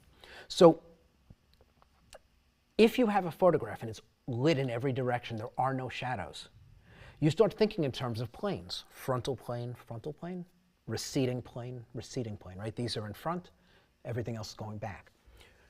Frontal planes will be one color temperature.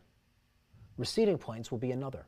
Generally speaking, whatever the color of the background is will be reflected in the receding plane. So if I have a green background, you're going to have a little bit of green here and here, okay? And that's going to say that whatever light is bouncing off of there is kind of refracting off my face and coming back to you for you to see it, where my frontal planes were only being lit by the light up here. And so we want to make sure we accentuate the color and the temperature of the light that's in the front and the color and the light value of what's behind us for the receding planes. And so what we're doing is maybe even the same value, these might all be the same value, but by shifting the color and temperature of frontal and receding planes, we explain what's facing forward and what's not. And that helps to give us, that explains the depth in the face. It requires an understanding of how color works in order to be able to do it. And it is not an easy thing to do unless you are practiced at manipulating color. And this is one of those things. Speed painting is the technique to do this with. The other techniques, though you can do it, speed painting lends to this. I say these things, I see Daniel's like, yep. Speed painting lends to doing this because you can turn the form, you can build in the form without a single detail in it and see that the head is three-dimensional before a single detail, before an eye or a nostril or a lip goes in. It's all in place. You can see the rolling form while it's still just kind of like mushy clay. You let that dry and then you build the details into it. But yeah, again, something like that requires, it requires an advanced understanding of color and light. Again, what you would learn in block 3, but we apply it really in block 6. Yeah, and there's a question that actually goes along with this to some degree. What advice would you give to someone who needs to create lifelike skin from a black and white reference? Oh, that's easy. That's easy. So what you can do is, so again, you're just dealing in a scale. Shadows and lights. You have to know the values of your shadows and the values of your lights. And actually, make sure you stick around through all of these videos. In the last one, when I finish this painting, I'm going to actually show you the translation between the gray with my swatches and the swatches that I made for my color painting. You'll be able to make sense of it there. I'm actually going to show it. So you'll see how I took my color painting and the swatches and how the values align with the values of my grayscale painting. But all you have to do is you match up the values, right? You can even take out a grayscale with 11 values on it, figure out which value in a grayscale photograph, your grayscale reference, which value goes where, and then mix a scale of colors, the flesh tone of what you expect that person to look like. And go and look at like a John Singer Sargent and pick a flesh tone from him. Great way to do it. His flesh tones are incredible. Find a color that looks right and basically take one of his photographs and you're going to find the darkest light, you're going to find a value in here, you're going to find a value in here. You match the grayscales to a grayscale, and then when you mix your colors, you make sure the colors are those values. So all you're doing is creating a scale of color rather than a scale of gray. Again, that's a simplified explanation of it. In the last day of this painting, I'm actually going to show that. I'm actually going to be showing it. It was my plan all along to do that. I've got all the color swatches from the color painting. So you're going to be able to see these side by side and how the color swatches, not only how they line up with the painting, but how the color ones line up with grayscale. So you'll be able to see all of that, and that'll allow you to take a grayscale photograph and turn it into a color painting. It'll be fun, but it'll be on the last day that we work on this because the glazing is going to be really quick. There's going to be almost nothing to do.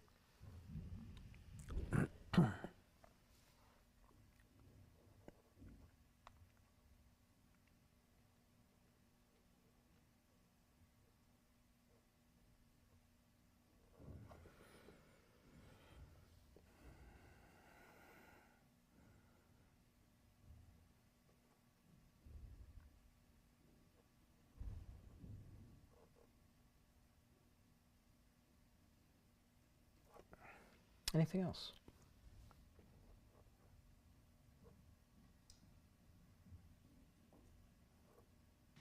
Yeah, was kind of halfway through answering a question, but you can answer much better.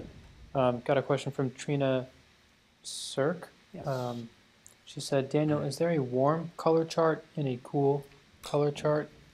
And I began by answering how I'm sure there's all kinds of color charts out there, but Kevin, you don't recommend learning from color charts. Instead, you've told us in the past to kind of jump in, get your hands dirty, and build experience. And then when you have a question that comes up, then just search for that. Yeah. So like,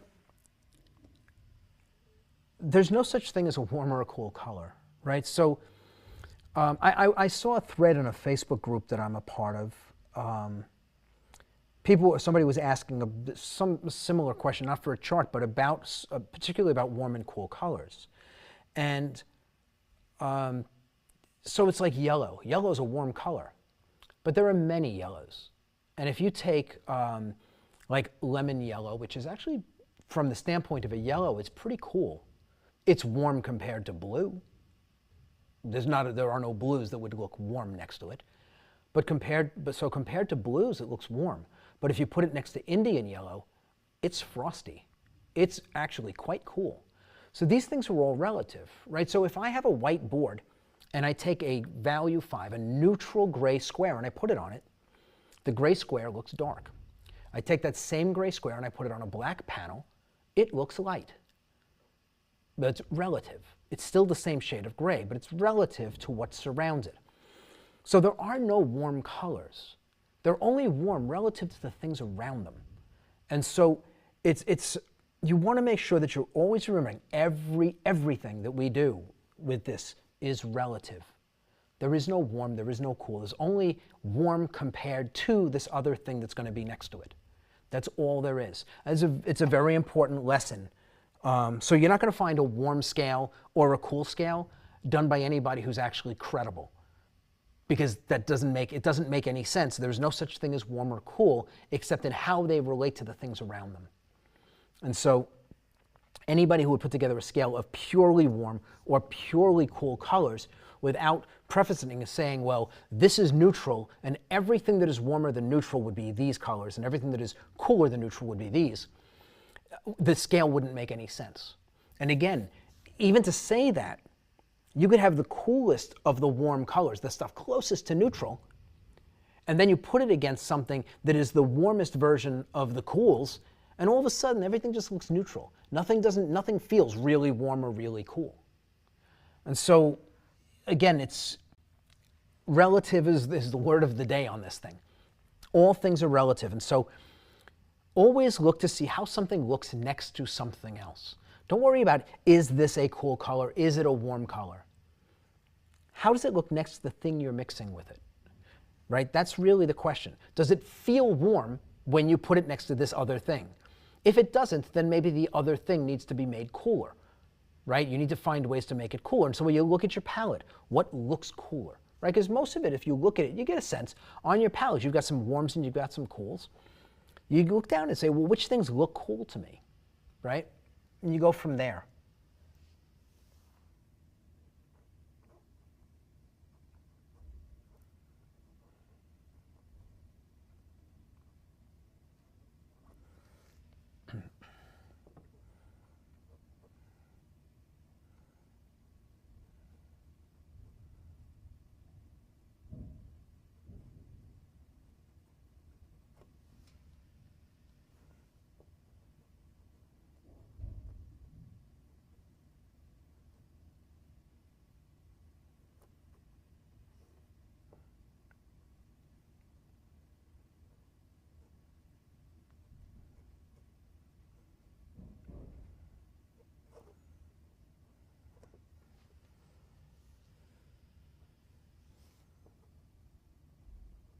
Hey Kevin, follow up on the question about making lifelike flesh tones from a black and white photo. Yes. He said, or he or she said, my question really is about colors that are not flesh tone. Would you add blue or green to shadows or complement colors? Same with highlights. Can you rephrase that? Yeah, I was kind of hoping you'd be able to understand that question too. So give it again. I think my question really is about colors that are not flesh tones. Okay. Would you add blue or green to shadows or complementary colors? Okay, so let's say I'm assuming, so you're asking about portraits, but now you're talking about like non-traditional colors like green skin or something like that, or if you wanted to do even like something that is like a normal-ish skin tone. So you could do shadows, right? So you can do grayscale, right? Think in terms of grayscale and then add one temperature to the shadows and one temperature to the lights, right? So if the lights are warm, the shadows are cool. And again, relatively speaking, you're going to look for, if the light source is warm, the shadows are going to look a little bit cool relative to them. The warmer the light, the cooler the shadows appear. So if you're going to mix additional colors into the grays, well, two things. One is that the shadows can be gray, and they can be a cool gray, but in the light, you want to have color. So I think we talked about this a little bit, but when you're creating a painting, and again, this is underpinnings of an education.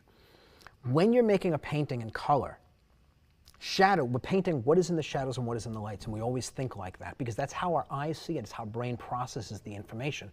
So we paint in order to convince our eyes and our brain, or the eyes and the brains of the people looking at our work, that the illusion is real, using the same system their eyes and brain are using to view it, right? And that's why we do that's why we do this the way we do it, why we break it down the way we break it down. So we want to make an argument for what is in the shadows. Shadows are darker than lights. They're less colorful than lights. They are the opposite temperature of lights, and they lack details or contrasts. Lights are lighter than shadows, colorful, relatively speaking, the opposite temperature of the shadows, and they have high contrasts, like in here. They have a contrast where where you have a white highlight on a black iris, or the dark eyebrow against a highlight on the forehead, right? You don't have any contrast jumps like that inside of the shadows. So we have 4 arguments for what distinguishes a shadow from a light. And so whether you're painting a muted, grayish kind of portrait with odd skin tones, as long as you follow those rules, you'll produce a pretty realistic looking portrait in any tone, any color. Lights have to be lighter than the shadows, colorful compared to the shadows, not colorful, just colorful compared to the shadows. They need to be warm if the shadows are cool, or vice versa. Warm is probably going to be a better option if you're just making this stuff up. Warm lights, and then you want to have crisply defined edges in the lights. The shadows, you want them to be darker than the lights, grayer. They would be cool if the lights are warm, and the edges all being nice and soft. That, if you make that argument for what the shadows are and what the lights are, what colors you use will become irrelevant. And that'll be the case for anything you paint.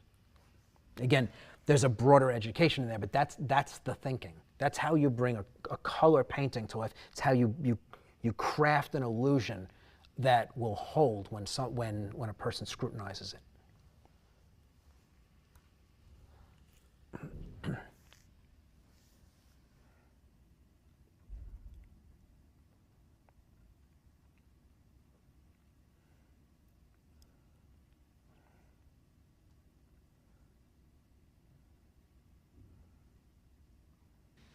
Another question. Yep. What do you think of using a split palette? A split palette. I'm not sure. I'm guessing what a split palette is, meaning like having your cools on one side and your warms on the other, like I just described the shadows and the lights, setting up one palette for shadows and one for lights. And if that's what we're talking about, I think it's a great idea.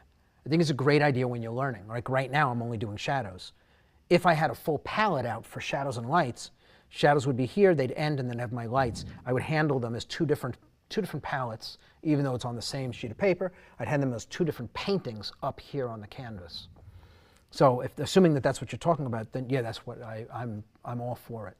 Especially while you're learning. But even after you learn, if you learn something and you do it a certain way, why change it once you know what you're doing, unless there's a better way of laying it out?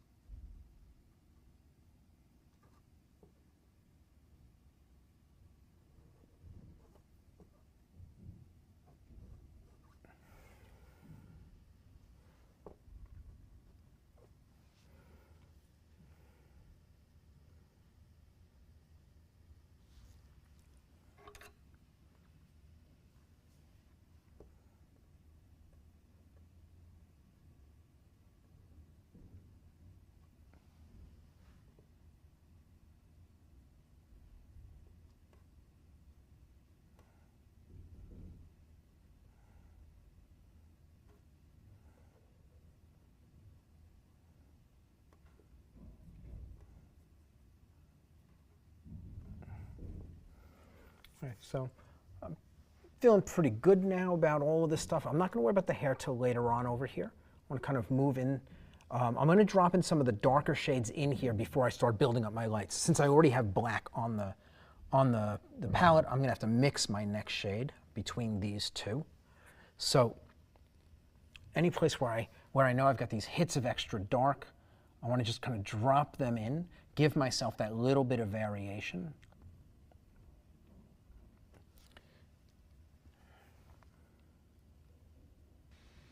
Do you ever have trouble covering your pencil lines? No, no.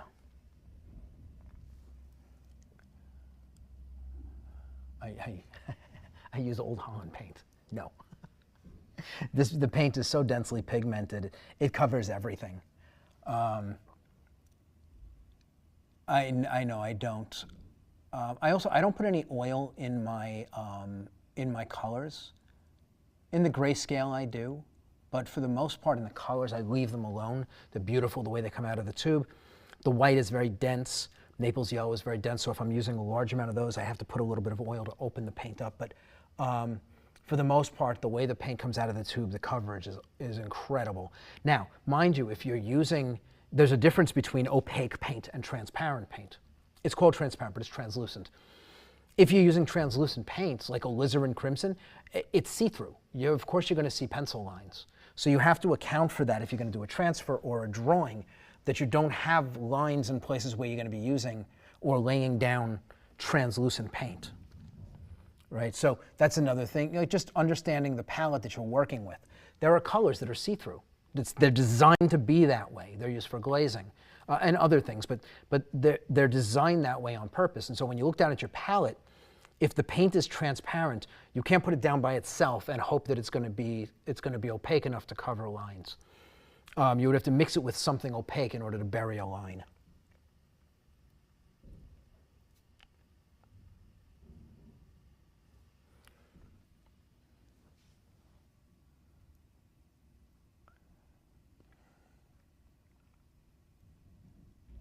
Again, I'm just accenting a few little things here.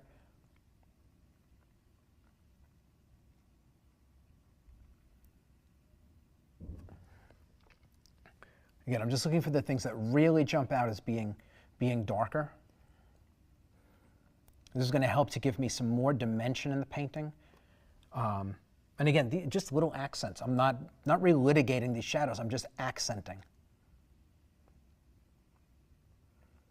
Helps me define the nose a little bit better. And again, I'm not drawing a nose. All I'm doing is putting down an edge here, pulling away from it, and it establishes underneath the nose.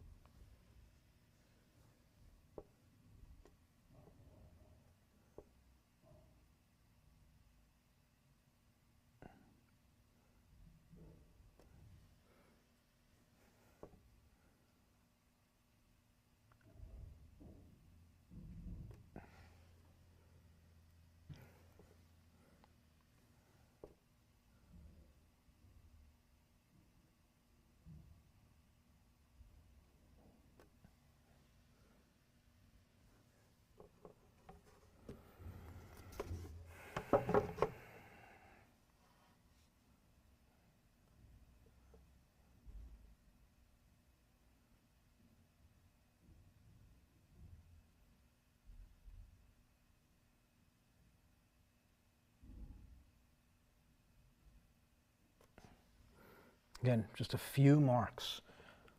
Trying not to like draw lines. I'm just trying to put in shapes. They're going to help to explain what's going on in here. And again, remember I said like shadows don't have details. So these are all soft. I don't have to put in hard marks. I get away with leaving these shadows empty. I don't have to actually put anything into them.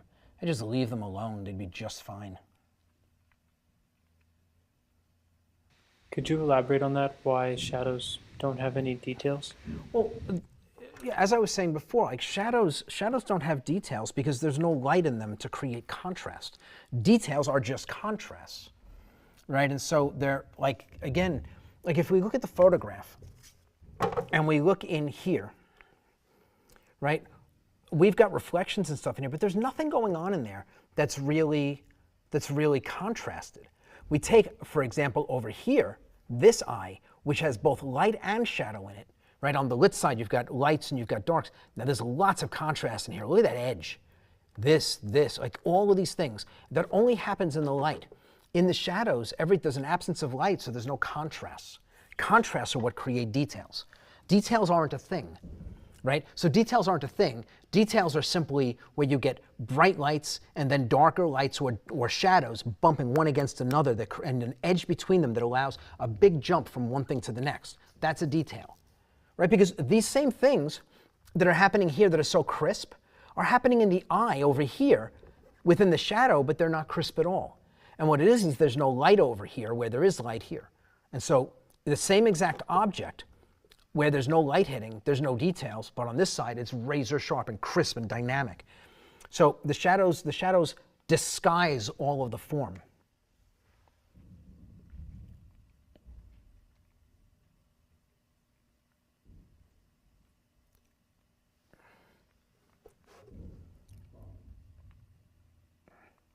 And I shouldn't say all of it, but a lot of it. A lot of the form is hidden inside of the shadows.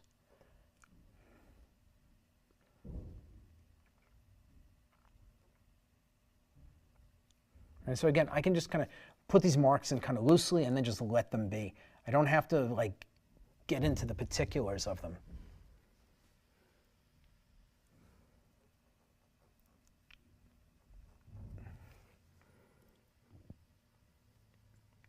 Good. So I kind of stopped there with that. I'm going to move up the scale to the next value. Actually, a couple little more marks. Again, like as I'm going, I see things, and I'm like, okay, I want to put this in. Again, that little bit of dark is going to give me a little bit more pop when I drop the light in there. And again, I don't want to put it in later on. I want to get it in now. A little bit more shadow, bolder shadow up in here. Hard turn in the form. This exposed bone structure. We're dealing in soft tissue in the cheek. So a little bit harsher up in there. And that's going to come down.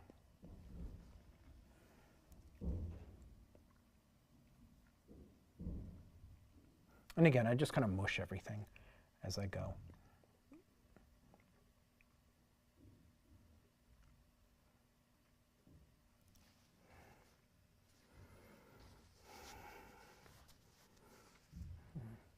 Again, just as I'm going, I'm realizing I wanted to drop a few extra things in and I kind of let them go by. So again, all of these things are going to help to describe the form once I get the reflections in, and then of course the lights when they go in. This is going to help to support them.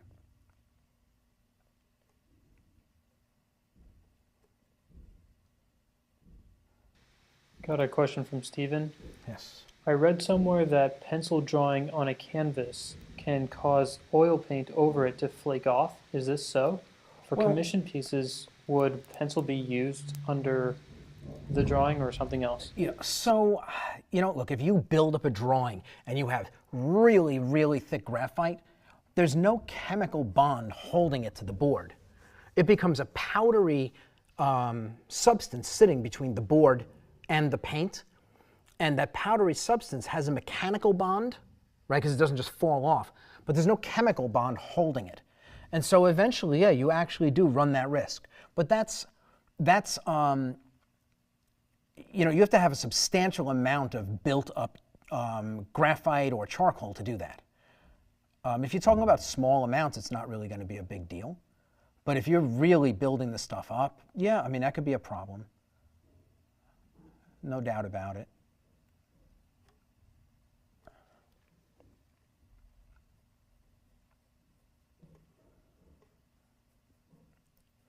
Right here, I'm just trying to break up this darker shade that I dropped in here before, just so it's not a hard line.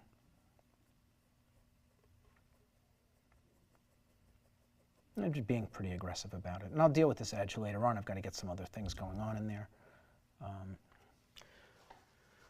Okay, so I think that's good. I want to now kind of create another value, just mixing these together.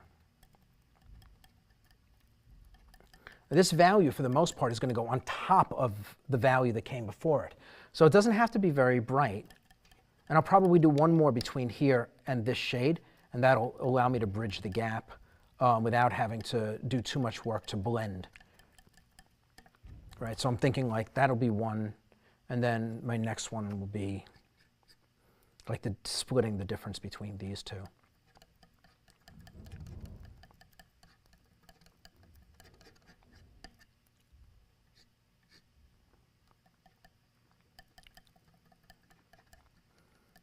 Maybe something like that.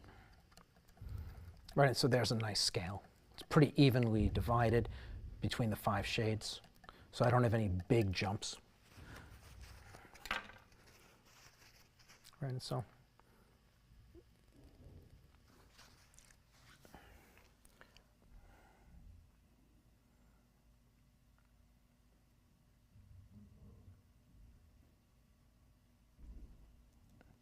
be a little bit bright when I first put it down, but I am going to blend it. Once I've got these in, I'm going to blend them.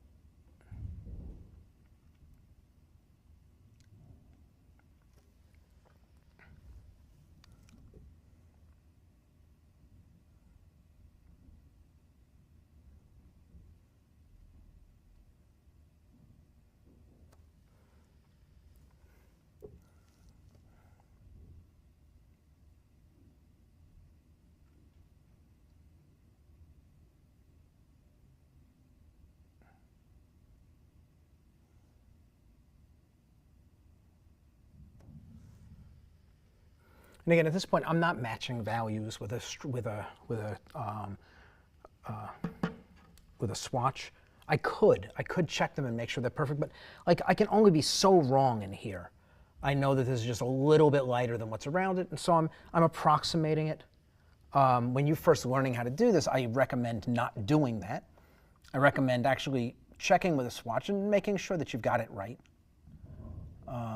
That way you can get the best result possible, even though it's going to take more time and a little bit more. It's going to have to be more thoughtful as you go. But when you're first learning and you're first playing with this stuff, that's the way to do it.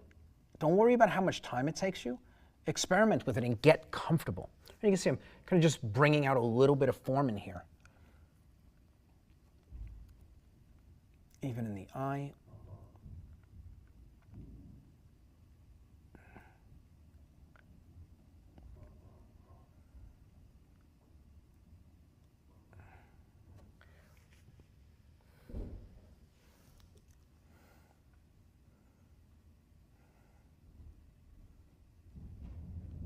All right, I know I'm going to roll into light here, so I'm putting the shade down in between where the light is going to be. So eventually when the light goes in there, it's not a jump from a light here all the way to here, but it's got some step down in between.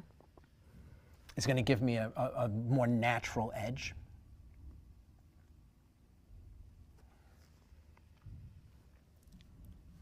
this with a bigger brush.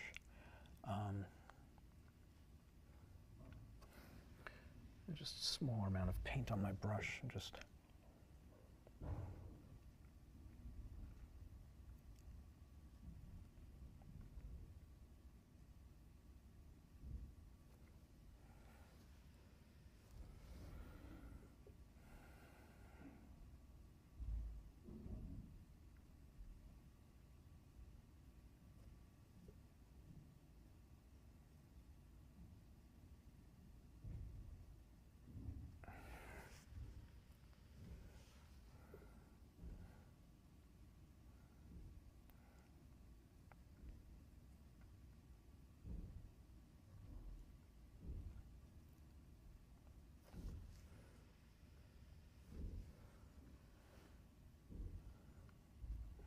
Hey Kevin, do you have any medium in your paint right now? a little bit. A little bit. Yeah, I said that earlier. I've got like 1 drop in the black and like 3 or 4 in the grays. Okay, thanks.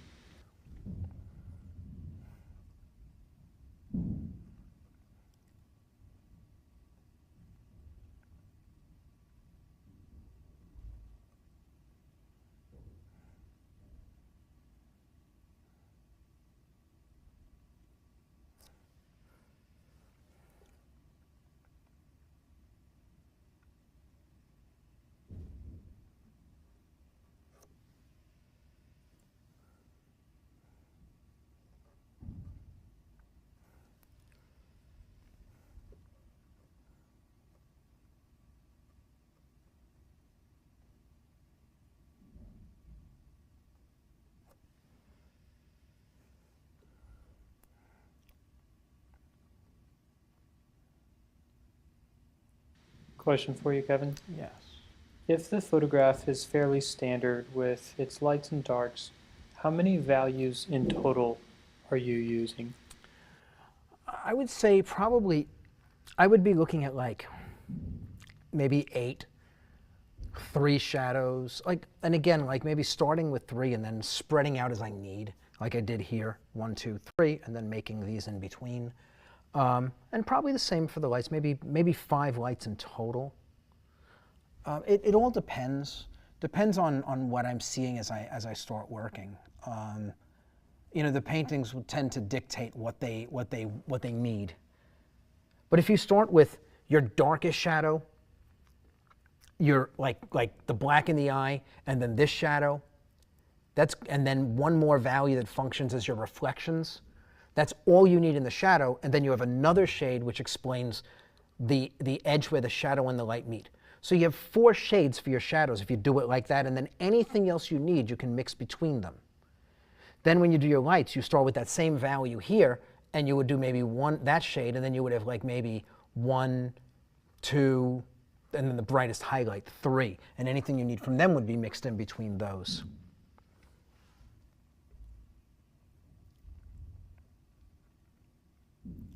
Right, and so here all I'm doing is creating the beginnings of that transition out of my shadows into my lights, because I don't want it to be so abrupt. And I'm going to start with sharp edges, then I'll just go around real quickly and knock the edges down.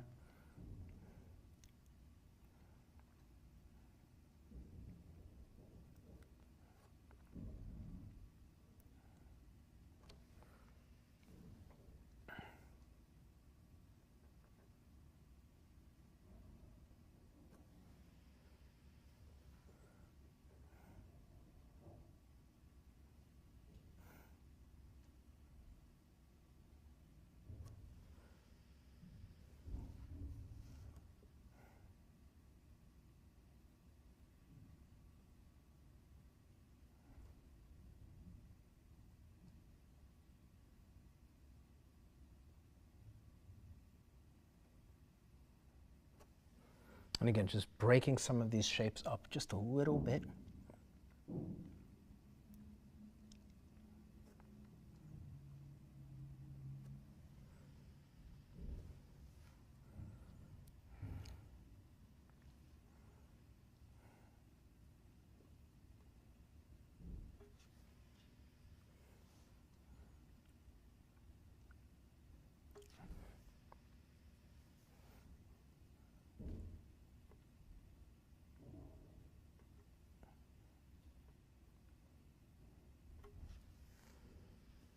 And you notice, like, I'm putting these marks down, I'm breaking them up. They're not straight. This thing is not straight, it's up and down, there's all these little ins and outs. And so when I describe it with the brush, trying to describe it in the same way, this edge is really sharp, it's a cast shadow. And so it's really sharp, and so when I put it down, I want it to read as sharp. Again, cast shadow here, sharp edge. Even against the mouth, soften this edge just a little bit, but it's still sharp.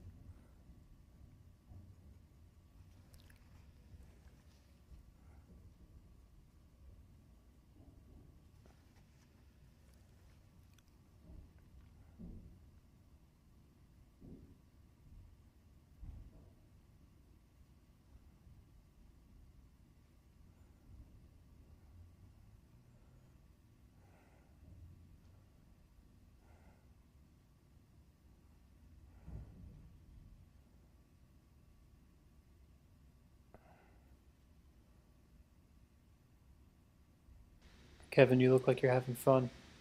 Do I? Yeah, just the way that the brush is moving. All of a sudden? Yeah. Yeah, well, I'm just kind of playing.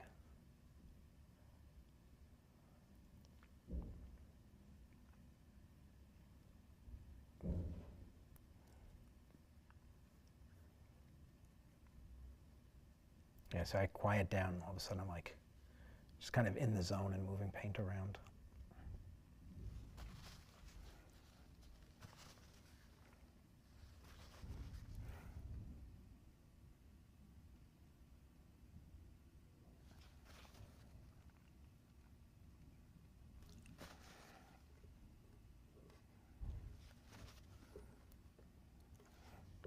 Right, I tell you, I'm getting less and less comfortable sitting in this space. It's like painful to work here, being, you know, constrained to a chair. Like I want to like move around. Anyway, you can see these values are so close, it's so easy to create a gradient. Just tap the edges and they blend.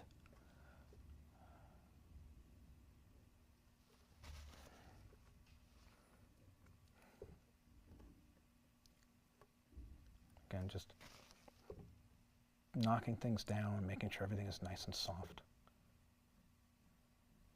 Got a question for you. Yes. Do you always use a transfer for a portrait, or do you ever use something like the Loomis sketching method? Okay, so I either do it from life or, I shouldn't say it. I've done portraits from live sittings. I've done portraits where I've had a photograph and I just went in and painted on just raw canvas and just gone straight in with wet paint and just started painting, and then I do transfers. And generally those would be the three ways I would do this. But I don't do grids. I don't even know what the Loomis method is actually.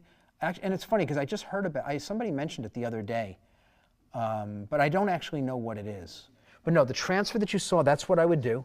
Or I would simply have a life-size image and tape it up on a wall 6 feet away from my canvas and just go at the canvas that way, just from a raw canvas, no pencil, just straight brushwork. Or, again, you do it from life, which would be the same as doing it from the photograph like that. And again, like doing it from life has been a million years since I've done that. That's something you have to practice. You don't show up cold and knock out a portrait that way. Like if I had a commission that way right now, I'd probably have to be in here for a month, like every day, working on live models to sharpen up that skill. and it's not like I can't do it now without the practice, but the pressure to perform in a window of time with a live sitter, there's no room for mistakes. There's no room for, I need an extra day. Like, you got to get it done, and you got to deliver, professionally. You got to be able to hit your marks, and that is, you can get rusty if you don't do it all the time. You definitely get rusty.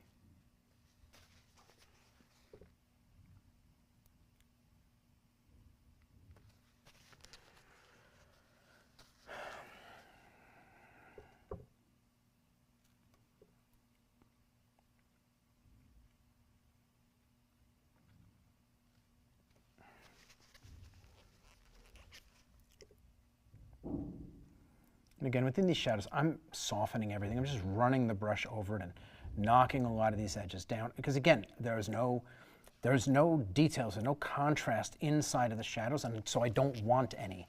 It's very easy for them to creep into your painting at the edges of your brush marks, where things just stay nice and sharp. You don't want that in the shadows. You do want it in the lights, but not in the shadows. And so I'm going around and I'm just kind of knocking everything down and making sure that it's kind of soft and nondescript.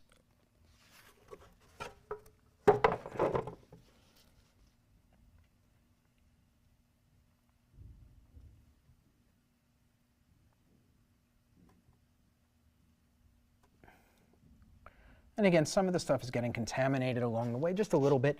Not a big deal, because I know when I glaze, I'll be able to reestablish some of the crispness in some of these edges. So I don't really worry about it. Oh, just a reminder, if you haven't done so already, we are raffling off this painting. Make sure that you send us an email. Daniel, if you want to post that again, send us an email so we can put your name in the raffle. Yes, actually, we're no longer doing, well, if you send an email, we will put you over, but we actually have a Google form that is out that I'm just going to drop the link into, and so you can just very easily get your info in that way for the raffle.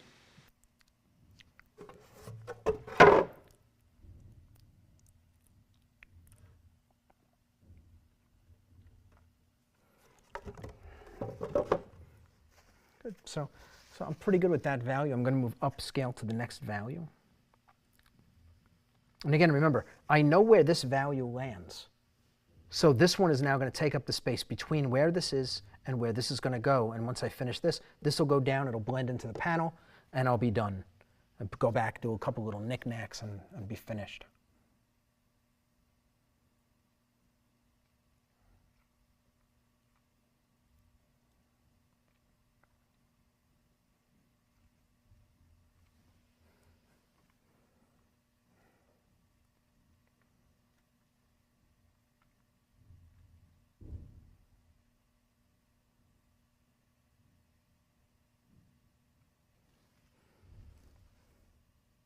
How are we doing on time? It is 10:13. Oh, okay.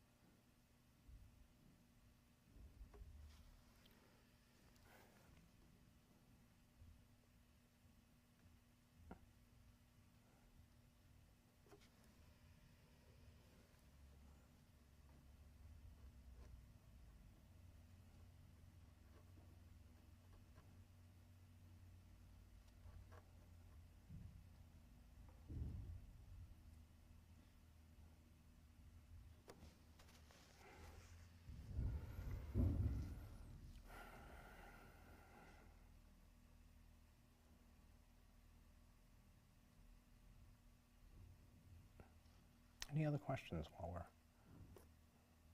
pushing through here?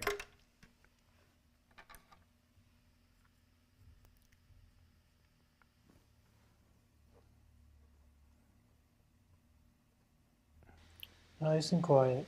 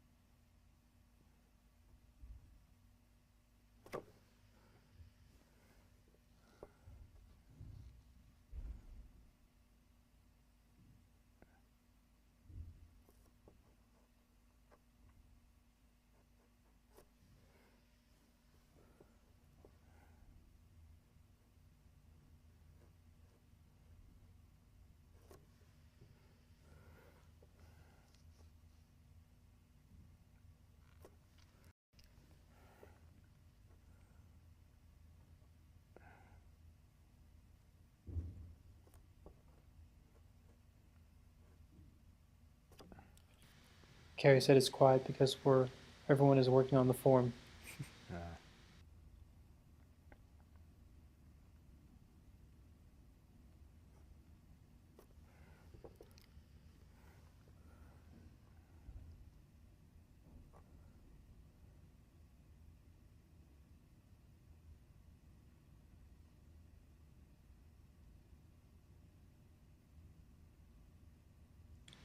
Here's a question. Yes. What's in the works for future live streams? We don't actually know. We wing this. We just like sit down and like, oh, what are we going to do today? Actually, I actually don't know. We've been bouncing around some ideas. Somebody asked earlier about doing a portrait of a dog, so we'll try to get that on the schedule. But yeah, we don't know. We'll play it by ear, I think. Is that right, Daniel? Yep, sounds about right. Yeah, I mean, I guess there might be a way for us to take recommendations. What would you like to see? All right, I mean, it's pretty good if we can kind of show you things that you're interested in.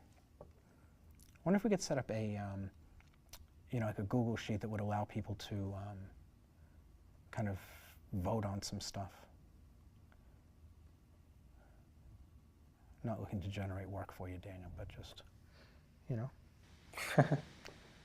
That might be a bad idea. If you give me something terrible I don't want to paint, that might not be a good idea. Let's hold off on that. Well, we're actually already ahead of you a little bit. Uh-oh. In the form that we have people fill out, it's not required, but they have the option to share their thoughts on what live streams topics they would like to see in the future. Oh, there we go. No promises, but would be good to know.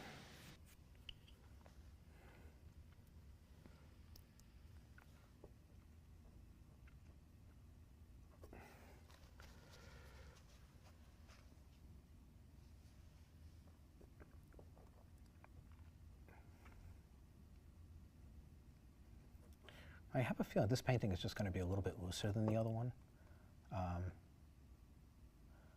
I'm just not feeling in the mood to blend everything out quite so much. It's going to be a little bit, just a little bit looser on the surface.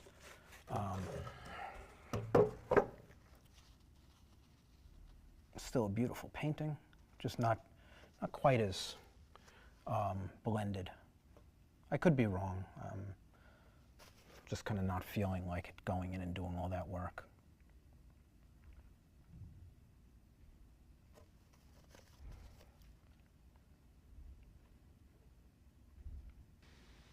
I have a question about glazing. Yes. When you glaze, do you use mediums, only transparent paint, or stand oils like linseed or walnut oil?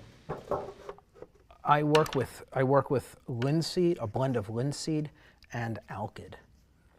That's all I work with. I work with alkyd because it dries quickly, and to me there's nothing worse than coming back to your painting the next day and it's got all kinds of like dust and dirt and grit and, you know, pet hair and all kinds of other garbage in it, and your painting is ruined because you just have junk sitting in it. And so for me, I like something that dries bone dry overnight, that is really kind of almost dry, like not dry, but it's not really sticky after just a couple of hours. It's still drying, but you know, it's like you take a lot of these other mediums, like stand oil is just like a dust magnet. And so I've over the years, I mean, I've worked with everything over the years, but I just find like paintings just get ruined with a lot of these other mediums, unless you're in a place that's like hermetically sealed and is just dust free, and that's not my space. You know, I have 2 dogs. I've got 1 million people traipsing through here. There's charcoal in the air. There's just so much going on in here. There's just no way to keep the place free of dust. And so the medium that I use takes into account the place where I make my art. The place that I make my art would bury my painting in dust. And so I use something that dries very quickly. The alkyd actually dries faster than I want, and so the linseed oil goes into it. The linseed oil is used to slow down the drying. The linseed oil gives me like 3 hours of open time to work with, and the alkyd will dry it. We'll start to make it sticky in about 2 to 3 hours, and it'll be dry to the point where you can't work on it probably within 4. And so to me, that's a nice window. I move through a painting quickly enough.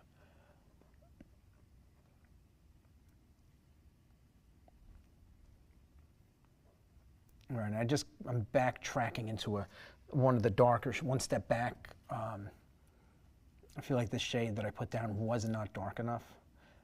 So I'm just going back in and readdressing.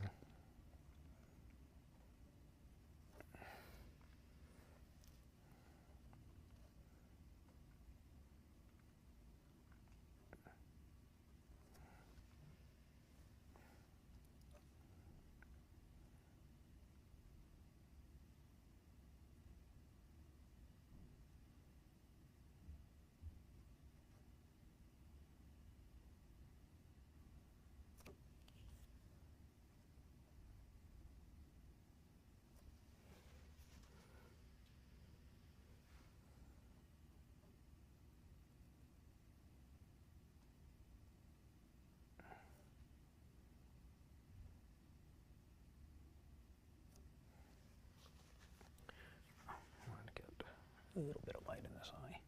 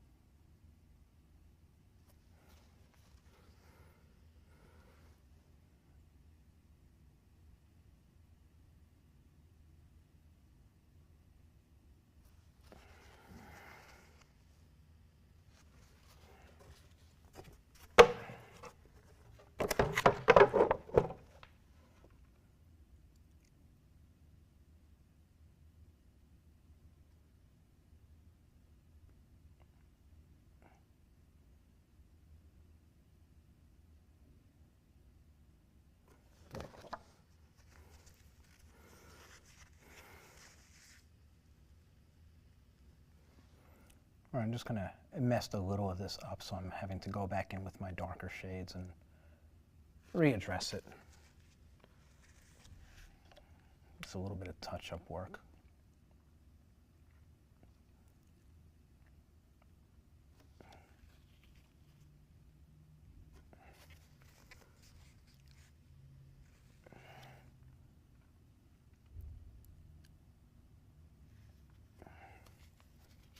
I'm actually getting it.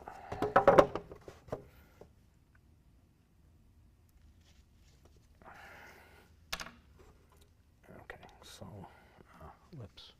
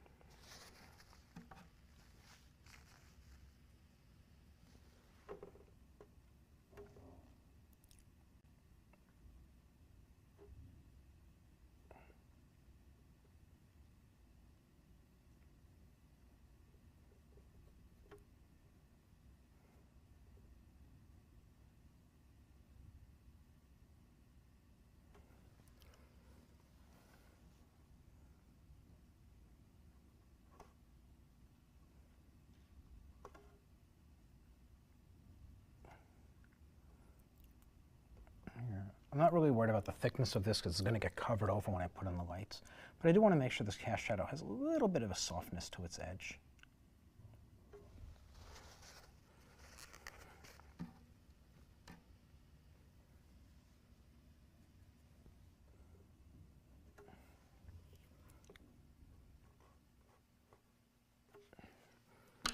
Hey Kevin, when you cut this board down for framing, what tools or blades do you recommend to avoid damage? Well, I would tape the edge of it and then I would cut it on a table saw. Kind of a brute in some of these things.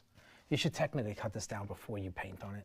I don't want it just to be the size of the painting because I don't want it sitting in the tray. I want it up a little high. So.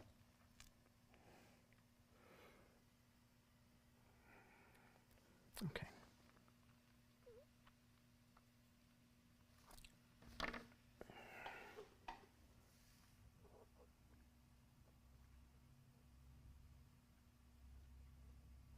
God, my hands today. I'm pushing these eyelashes all over the place, up and down and back and forth. I cannot seem to. Did you say eyelashes? This band, yes, that's made up of eyelashes, not individual ones, but yeah. I'm not going to get started on that. But I'm just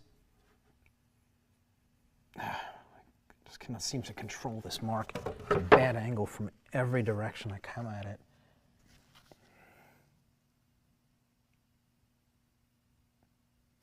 Okay, that's better.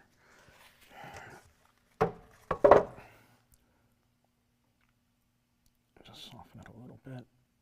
Yeah, I mean, I went over this thing. I kept making the mark, and the mark is not correct. Back and forth and back and forth. The paint's just kind of building up there. Same with this eye. This eye is taking on a life of its own. As I'm doing it, it's changing its own shape. Okay, I think that's looking. That is passable.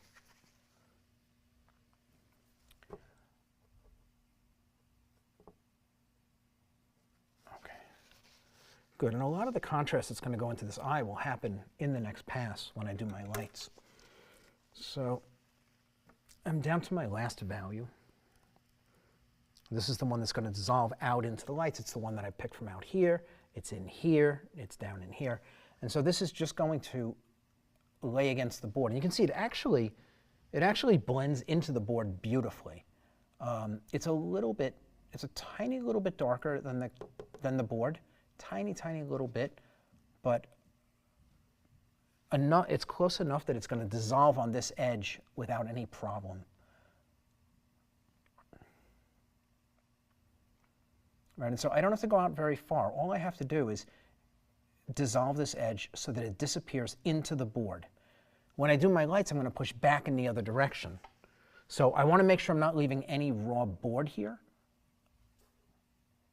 I want to make sure this is good and solid, and then I'll just manage this edge.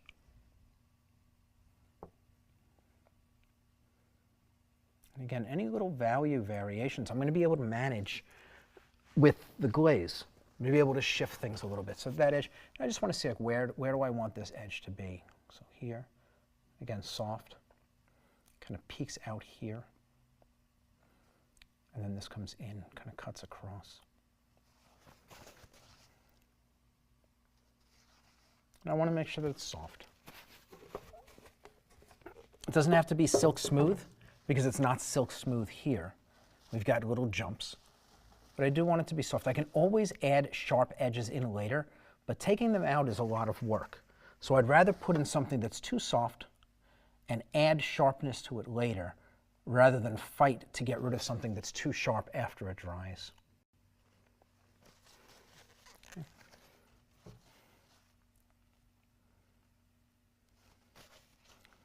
And even in here, just making sure this edge is nice and soft. Move down to the next area.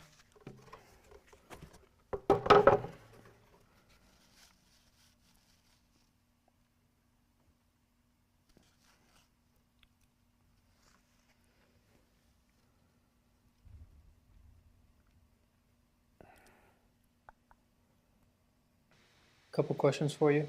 Yes.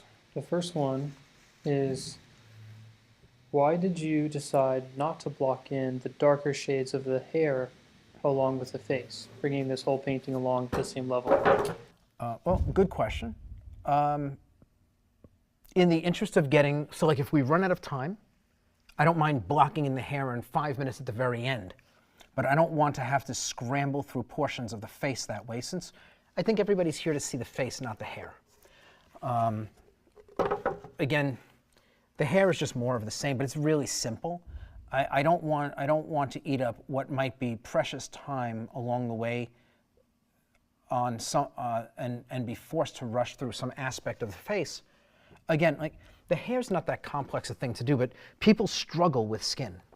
So how do you make skin, right? I want to be able to dedicate as much time as possible to that and not feel rushed at the end. And so that's actually the reason why. It actually would make sense to do the hair along at the same time.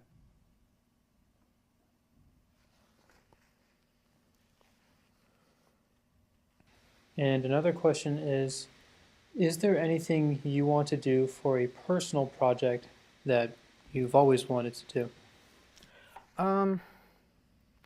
I actually have a few paintings that I have an interest in doing for myself. Over the years, I've come up with some designs for things that I like, but nothing major. A lot of these designs, they're old. I've had them for years and years, and at some point I'll get around to painting them. But it's nothing. It's not something like I'm dying, chomping at the bit to get to them. I'll get around to them when I get around to them. My mind is occupied with education at this point. I'm not really worried about my own paintings. I'm worried about teaching other people how to do this. And so really all of my energy is there. And again, I'm looking at all this. I don't even see a reason not to just fill this. I'm like, here I am kind of beating around the bush here, trying to like leave little gaps for where the lights will go. But the truth is I can fill this, and then I'll drop what little lights go in there. Again, it's just another level of simplification. I don't need this thing. It's all pretty much this value with a couple of little lights that'll get dropped in the next pass. I want to go back just one value. There's a couple little, so right in here I've got to get a little bit of a darker value. And again, I missed this on the way coming up the scale or coming down the scale. I could have just said, I missed it, and I'll just leave it out, and I'll get to it when I do my glazing. But I'm here.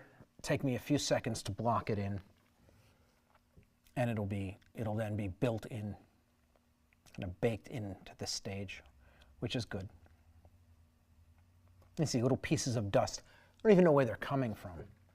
If this painting sat, with medium on it for like 12 hours setting up after a glaze, this stuff would be glued into the painting forever.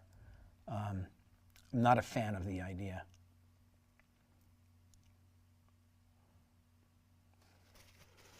Good.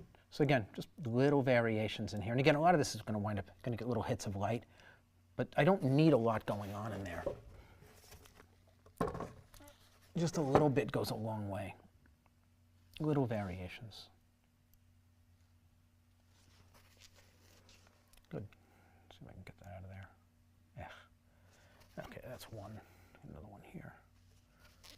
Okay, so. Got a comment about the personal projects. Mm-hmm. How about live streaming one of your personal projects? We'll move them up in your schedule, but it might take a lot longer to complete. Well, you know what? There's always the potential that, so not personal projects, but that actual commissions roll in, and like I did with the Grand Master portrait, if they do, I'll actually do those live for you. That was a lot of fun. I mean, that painting dragged on and on and on because we were doing it in 4-hour stints, and there was a lot of talking. But it was a lot of fun to do. The only reason I was able to do that is because of COVID, because there was nothing else going on, and we weren't running classes. And so I was able to come in and just kind of roll through that. But it was fun, and I would definitely consider doing that again if something comes in that's interesting. It's got to be an interesting painting. I mean, something comes in and it's going to be tedious for me, or it's something I'm not excited about doing, I probably wouldn't want to live stream it. But we'll see as things go down the road. I don't know about personal projects. Like some of my personal projects, some of the things that I want to do that are personal projects are nudes, and that's not appropriate for everybody. Not everybody wants to see that. I know a lot of people are fine with it, most people are, but not everybody is. And I want to make sure that what we do here is welcoming to anybody who wants to watch. I don't want anybody to feel like they're missing out on what we're doing because the subject matter is one that they're not interested in from the standpoint of their comfort. So, but anyway, like I said, I mean, I'm very most of the personal things that I want to do are figurative in nature, and so not necessarily nude, but enough of them are.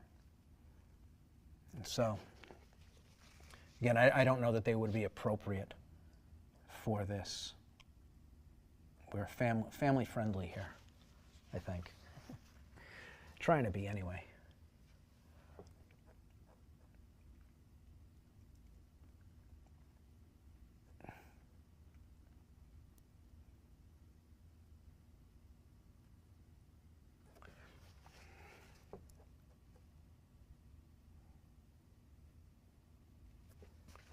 I'm really loving the way this feels. It's loose, but it's got a nice kind of painterly quality. You know, it's funny, I'm saying it's loose. It's not loose at all. It's actually quite tight, but it's loose. It's loose compared to a lot of other stuff that I do. I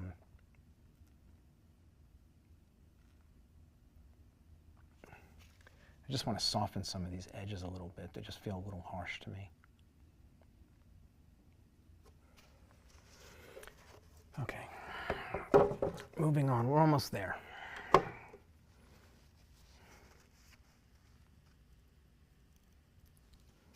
That's done, that's done. Now, start getting into smaller brushes, I guess. It's time.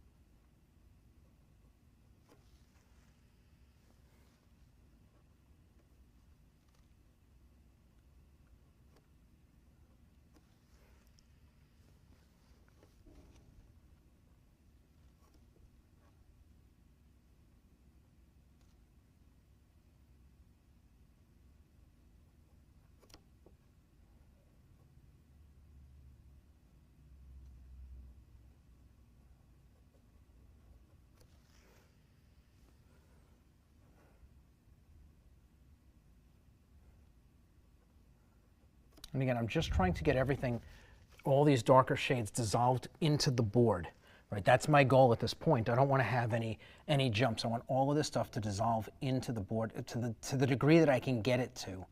And it's just kind of pushing the edge around until it blends. And you can see, I mean, this stuff gives way pretty nicely. Everything is blended. This is awesome. Dorinda Cassidy, she said, the Grand Master Portrait saved my artist's soul during quarantine. Could never thank you enough for those days, and these videos continue to feed my spirit and challenge my brushes. Thank you. You know what? That's awesome. Thank you. Thank you. That's so cool. I'm so glad that this stuff makes a difference. You know, it's the reason that we do it, because we're trying to put the stuff out in the world for people who are looking for it. You know, it's very important to us, to everybody in the Evolve team, getting this stuff out into the world. And it's funny, like I go places, I'd be on pages and I let people know about this stuff, like the free stuff that we're doing that I think would be helpful. And I got to tell you, a lot of the time I get shut down. They block the post because they don't want anything being advertised. And it's like, hey, I'm trying to give something away. It's like, yeah, but you own a business. It's like, there's a lot of free content that we give out because we're trying to help. You know, like, if you know my story, you know that, like, I grew up, I didn't have access to this. And, you know, I would have killed to have had a resource like this. And so what I'm trying to do is I'm trying to be the resource for everybody else that I wish I had when I was young. Now that I know what people need, like if you want to be able to do this, I know what people need. And so I'm trying to be the resource that I wish existed when I was a kid, when I was younger. You know, and trying to give back in kind, the way that some of the professionals over the years that I've met have been so generous with what they knew, and they were willing to share with me, even though I was competition. And so spreading that around, it's so important to me. You know, but yeah, I mean, I'm so happy to hear that that portrait made a difference in the stuff that we're doing, that it's impactful.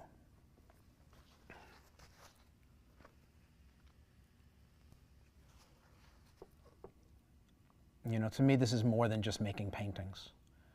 You know, this is, it's not what I do. You know, being an artist, like painting, it's not what I do, it's who I am. You know, it's not like other jobs. You know, we do this, even if you don't do it professionally. It's not like other things. I think people who make art, it's part of who they are. It's not a thing that they do. And I think that's a big distinction between this and most other hobbies or vocations, is that you can't distinguish the artist from the art the way that you can distinguish, like, an athlete from the sport they play. They're very different things. At least I think so. I could be wrong about that. An athlete might tell me otherwise, but like, I do sports. I do sports, and I you know, I do know a few professionals, and my interactions with them tell me that what they do is not like what we do.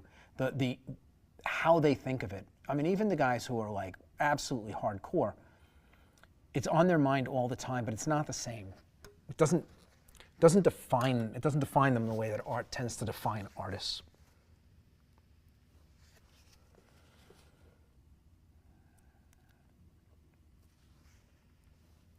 Boy, like home stretch here.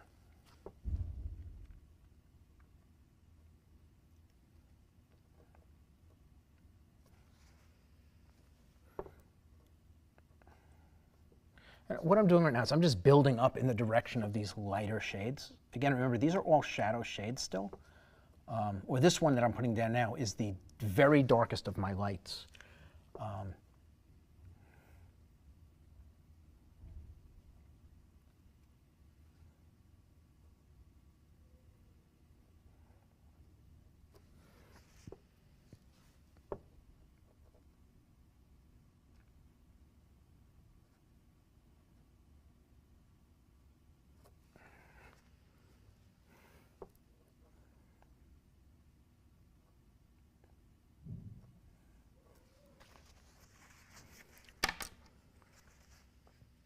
Trying to move a little quickly through this, get this done. It is 10:45. Okay, we're actually doing okay. Everybody loves staying late, right? What's that? I said everybody loves staying late. A few more minutes of painting, no?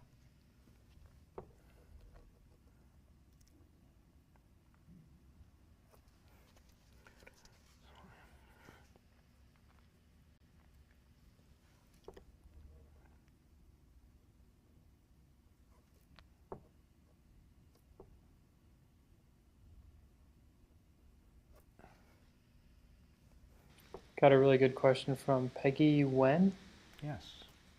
Do you think we should always first learn to paint tightly, then loosely? Yes. Yes. And she's saying that she wants to eventually loosen up my paintings. Is there a reason the Evolve program is structured in this way? Yes. So actually there's a video that I put together on this, like why you have to learn realism. Like an education in art requires realism. And I make the argument for it, and I think it's a pretty sound argument. So in order to be trained, you need to have somebody who can watch over you while you work, right? It's one of the three things that you require in an education.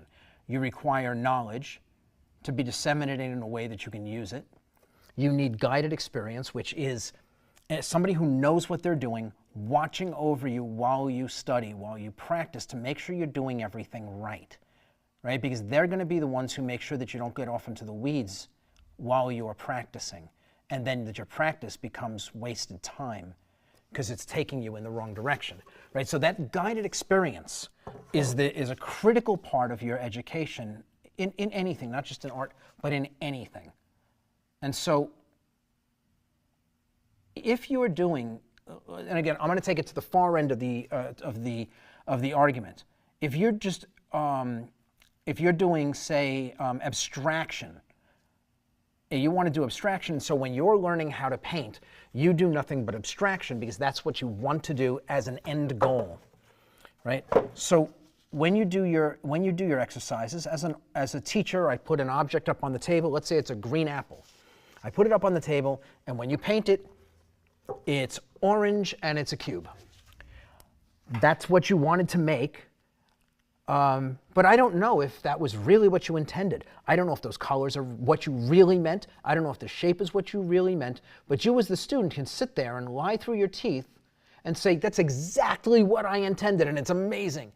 And I, as a teacher, I couldn't say otherwise. I'd have to take your word for it. If I put a red apple up on the table and you paint a red apple, to the best of your ability, as realistic, as smooth, as clean as possible, as a teacher, I can see where your strengths and your weaknesses are, where you understand something and where you don't, because you are trying to faithfully represent what's in front of you. Once you can do that, you can loosen up without any problem. You can switch up the tools in order to get a looser looking painting, or to get like more like staccato brush strokes and bolder marks, and you can use a palette knife instead of a brush, and that's going to give you a very different look to your painting, but it's going to utilize the same education, right? And again, in order to be educated, you need a teacher to be able to guide you along the way as you learn each thing. But if you're taking a subject off the table and then filtering it and turning it into something completely different in your head when you paint it, how does the teacher know what your actual intent was?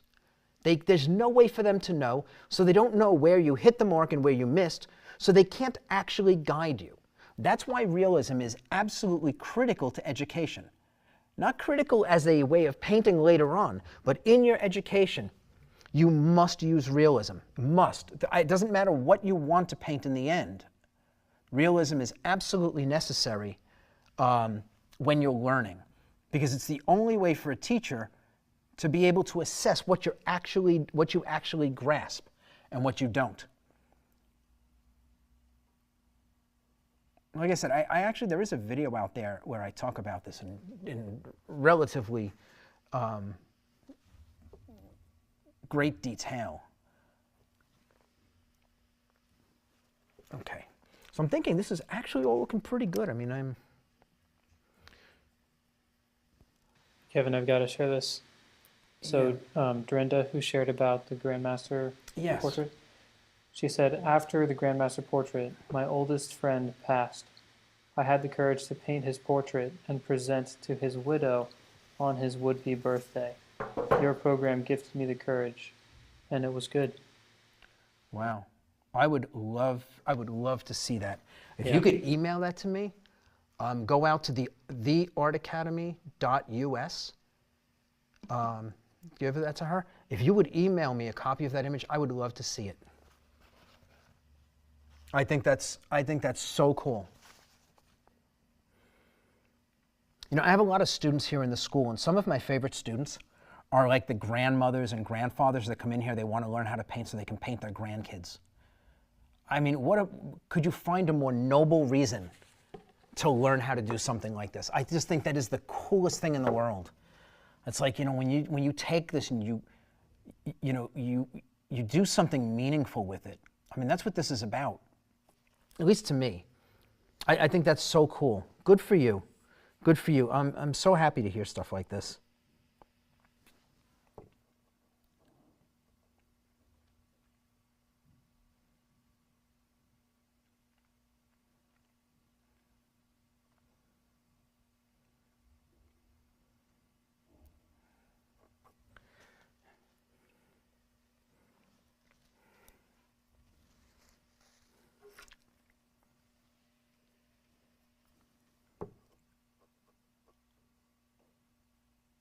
Dorinda said she's done grandkids too.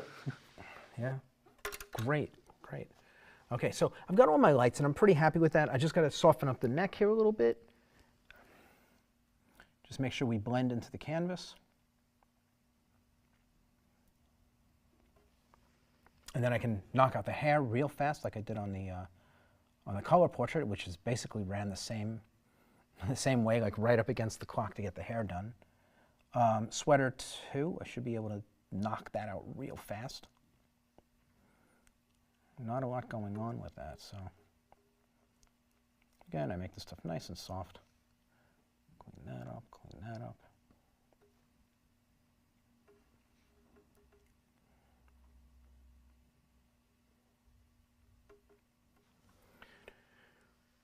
Wow, I gotta get that ear also. Okay, so I'm thinking that's pretty good. Just looking around for anything that jumps out. Okay. Let me do this ear real fast. And again, like the nice thing is like I'm just dealing in shadows. So, you know, it's like I'm not doing a whole painting. It's just these small little things. Okay, so this is this. That's that. Okay. So this is going to be here. Right. So it's actually just a few marks. It's not going to take very much. And just something like that. And then a little something around the edge.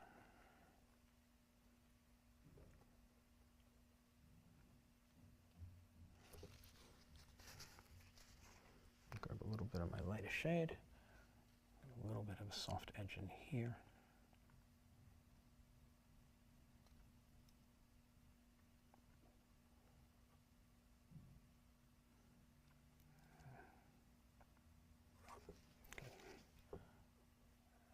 Done. That ear I'll knock out. When I do the hair, okay. Okay, get the hair laid in. So,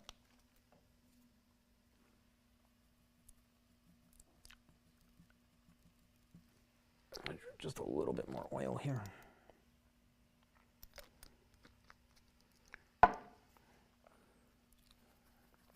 Oil's just gonna make the paint a little bit more, well, a lot more malleable. So it'll allow me to cover faster. Don't do this at home.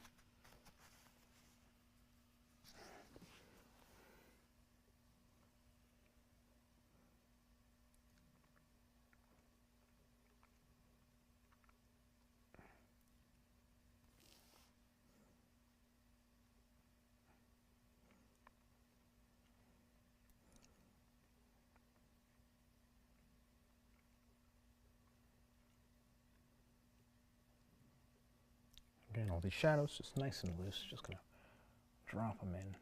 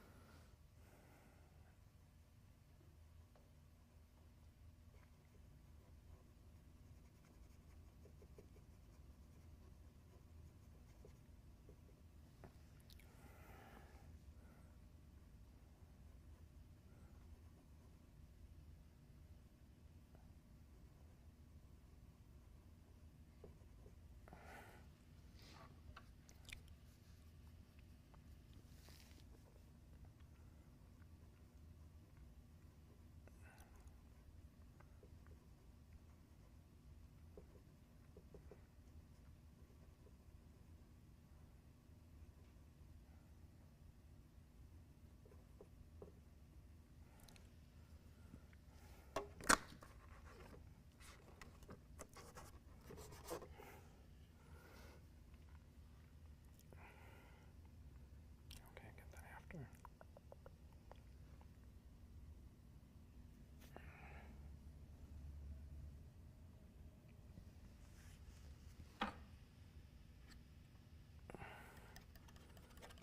Get a little bit lighter on this side. Got a question for you. Yes. I'm working on a pencil drawing right now. I drew an area that is not the exact shape and proportion that it needs to be, and I also drew it too dark to adequately erase and fix. What's the best way to draw lightly? Well, there's a couple of things. One is, like, I mean, obviously pencil pressure matters, like how much pressure you put when you lean on the pencil. But you've also got different hardnesses of lead, right? So if you're looking with lead, you know, graphite.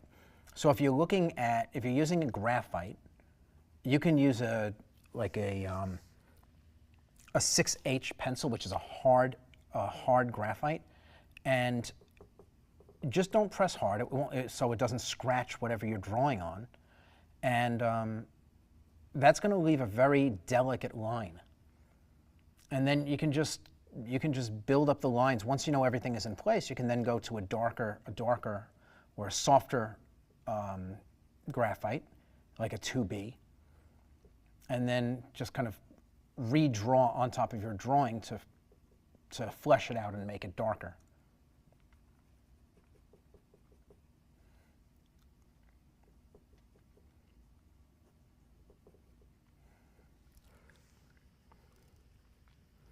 Right, I'm kind of working my way through the scale now. This stuff's not anywhere near as dark. I'm trying to work my way towards these lighter shades. I'm just kind of give myself a little bit of middle ground in here. I mean, most of the hair is going to be built up using the lights, but I do want to make sure that I've got some middle ground shades in here to blend in, and again, then I will restructure the hair when I do my glazing. I'll make sure all of my darks are properly established at that time. So you will be glazing for this grayscale portrait? Yeah, absolutely. Just a little bit. Because, you know, there's some value shifts that I'm going to probably want to address. And so that'll be the way to do it.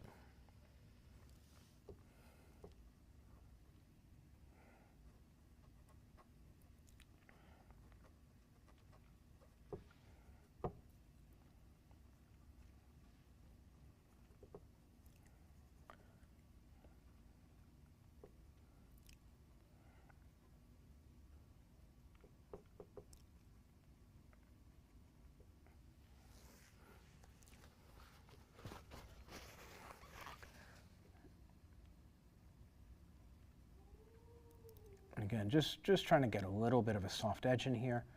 I'm not worried about the hair as it's going to be at the final product, because it's really going to be defined by the lights.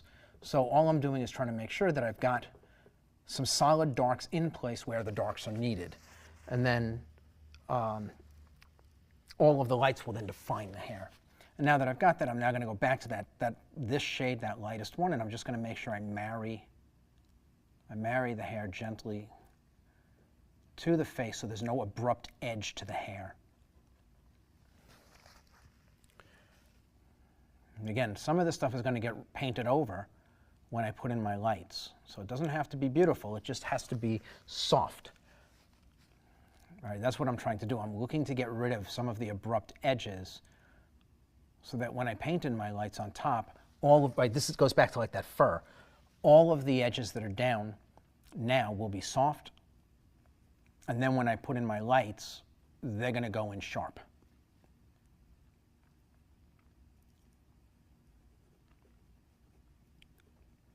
And again, I want all these edges a little bit soft. I can always sharpen them later on if I decide that they need to be sharp. But I don't want to have to take out a sharp edge later, because it's a lot of work.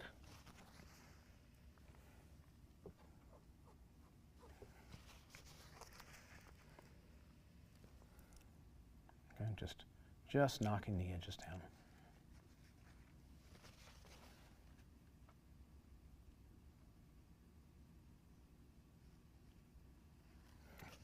Be good.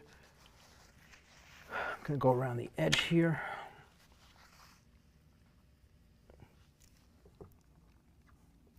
That's going to be, oh, actually, that's probably good. Go around here and just try to soften the outer edge of the hair so it's not so sharp.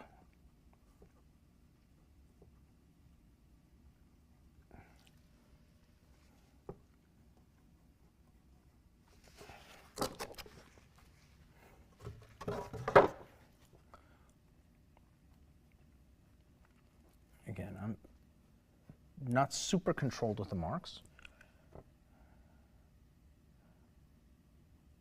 I'm just, the hair's organic. There's all these little flyaways and things like that. Now, I'm not putting those in yet. I could put them in at this point, but I'm really just trying to blend the edge, because the hair's not a hard thing. It's a whole bunch of little soft things, and so the edge is not going to be crisp. The edge is going to have a lot of light diffusion, light going through it, and so we want to make sure that it doesn't feel hard.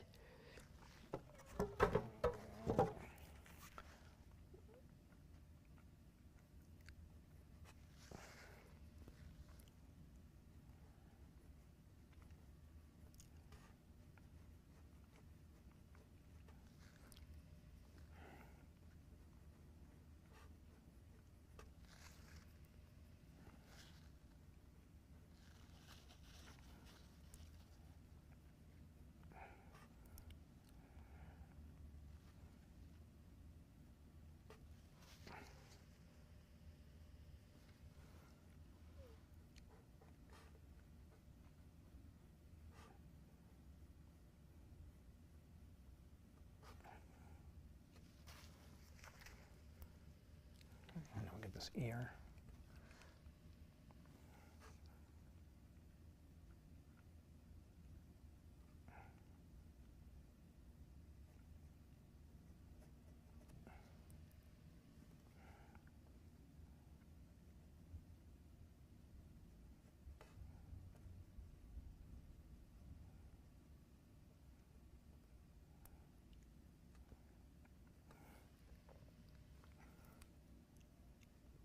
How'd we do on time? Where are we?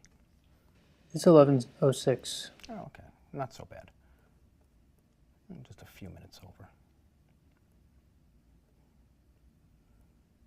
Did everybody leave at 11? Say that again? Did everybody leave at 11? Or do No. we still have people? I'm kidding. I'm kidding. Yeah, we've been pretty consistent. You've got a loyal following. Well, that's appreciated.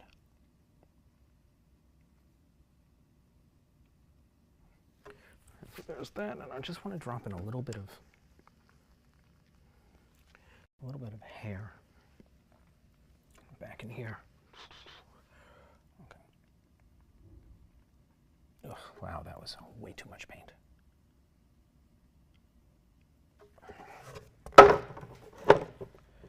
This is what happens when it starts to get late. Do stuff like that.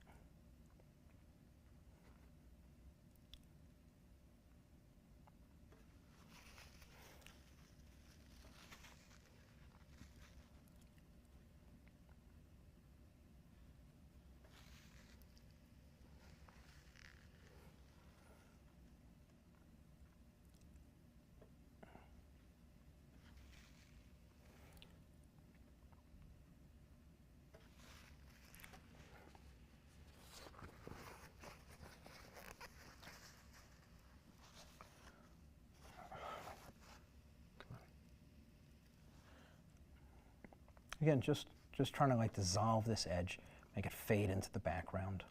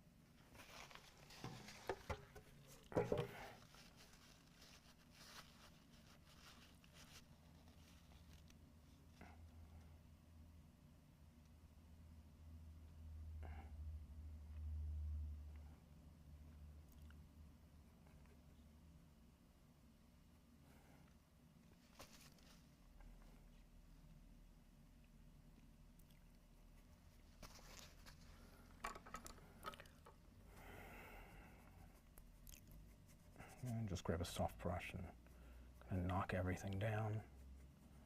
Make sure it's all soft enough.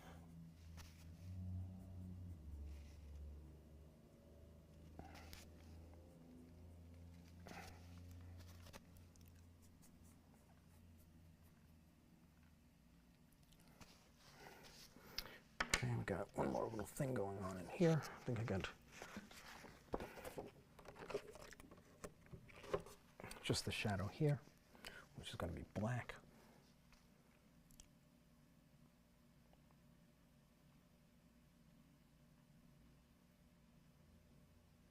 Really love this shadow. It was so much fun putting it in last time.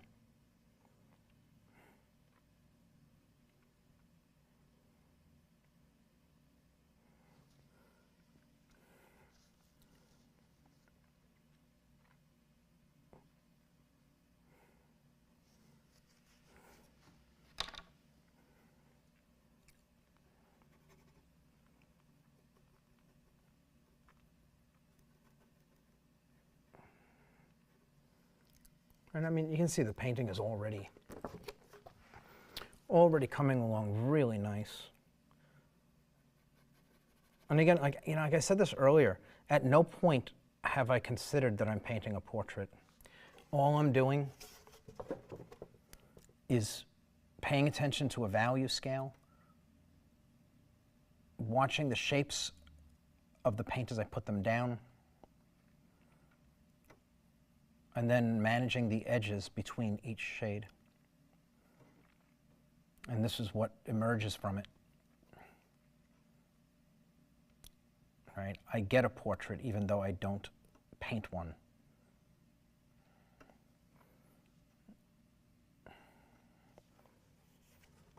I think that's it. Yeah. Just stop right there.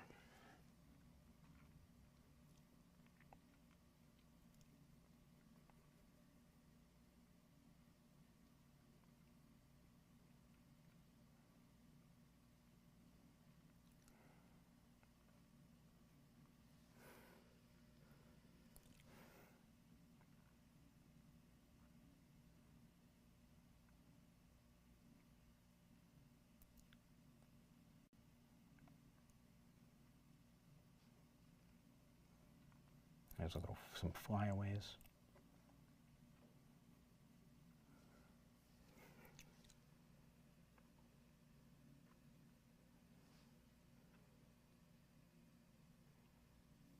Anyway, so that is going to be it for the day. I just want to make sure I haven't missed anything. Yeah, I mean, everything is looking pretty good. So yeah, I mean, just going to stop there. Everything's looking pretty solid. Should be pretty easy to push this thing over the finish line when I move over to my lights. So, any questions pertaining to the connection between how I've gotten here so far and what we did in the color portrait? Just give you a minute. If anybody's got any questions about the connection between the two at this point, I'll be happy to address that. Again, I'm going to grab a little bit more of my lightest shade, and I'm just going to make sure I want these things a little bit cleaner. I just want the edges. I want them soft. I don't want to have to fight with edges later on. Just pull these things over and make sure they're soft.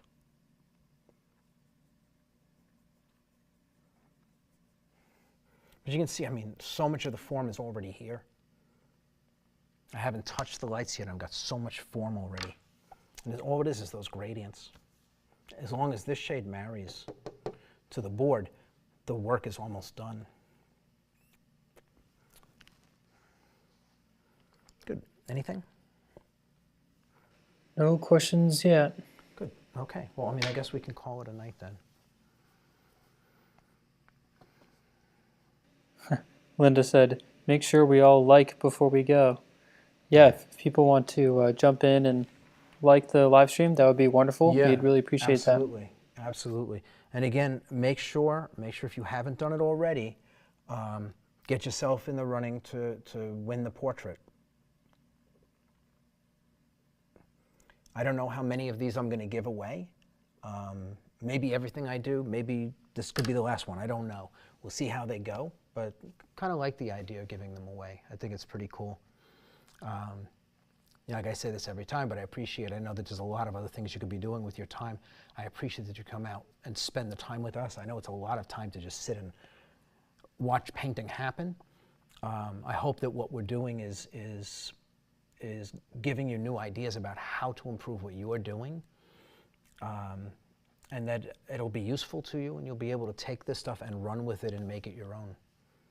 So, one question. Yeah. If I make the value colors the same way that you did with this black and white, is the process the same? Exactly. Yep. After you watch this, like you can see this, right? What we did today, go back now and watch part 1 of the color painting, and you'll see it is exactly the same, only this is in grayscale. It's exactly the same. Now that you've seen this, now go back and watch video 1 of the color version, and you'll see exactly how they connect. It should make sense immediately. And then when you see next week's light version, go back and watch part 2, and you'll see you'll see how they link up. It'll make sense. It'll all click.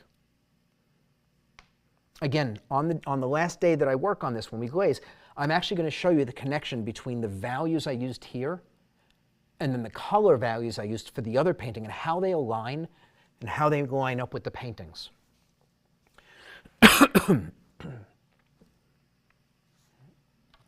Anything else? That's it. Okay. Well, again, everybody, thank you for coming out. We appreciate it. And, well, we'll see you next week for the lights. Have a great evening. Take care, everyone.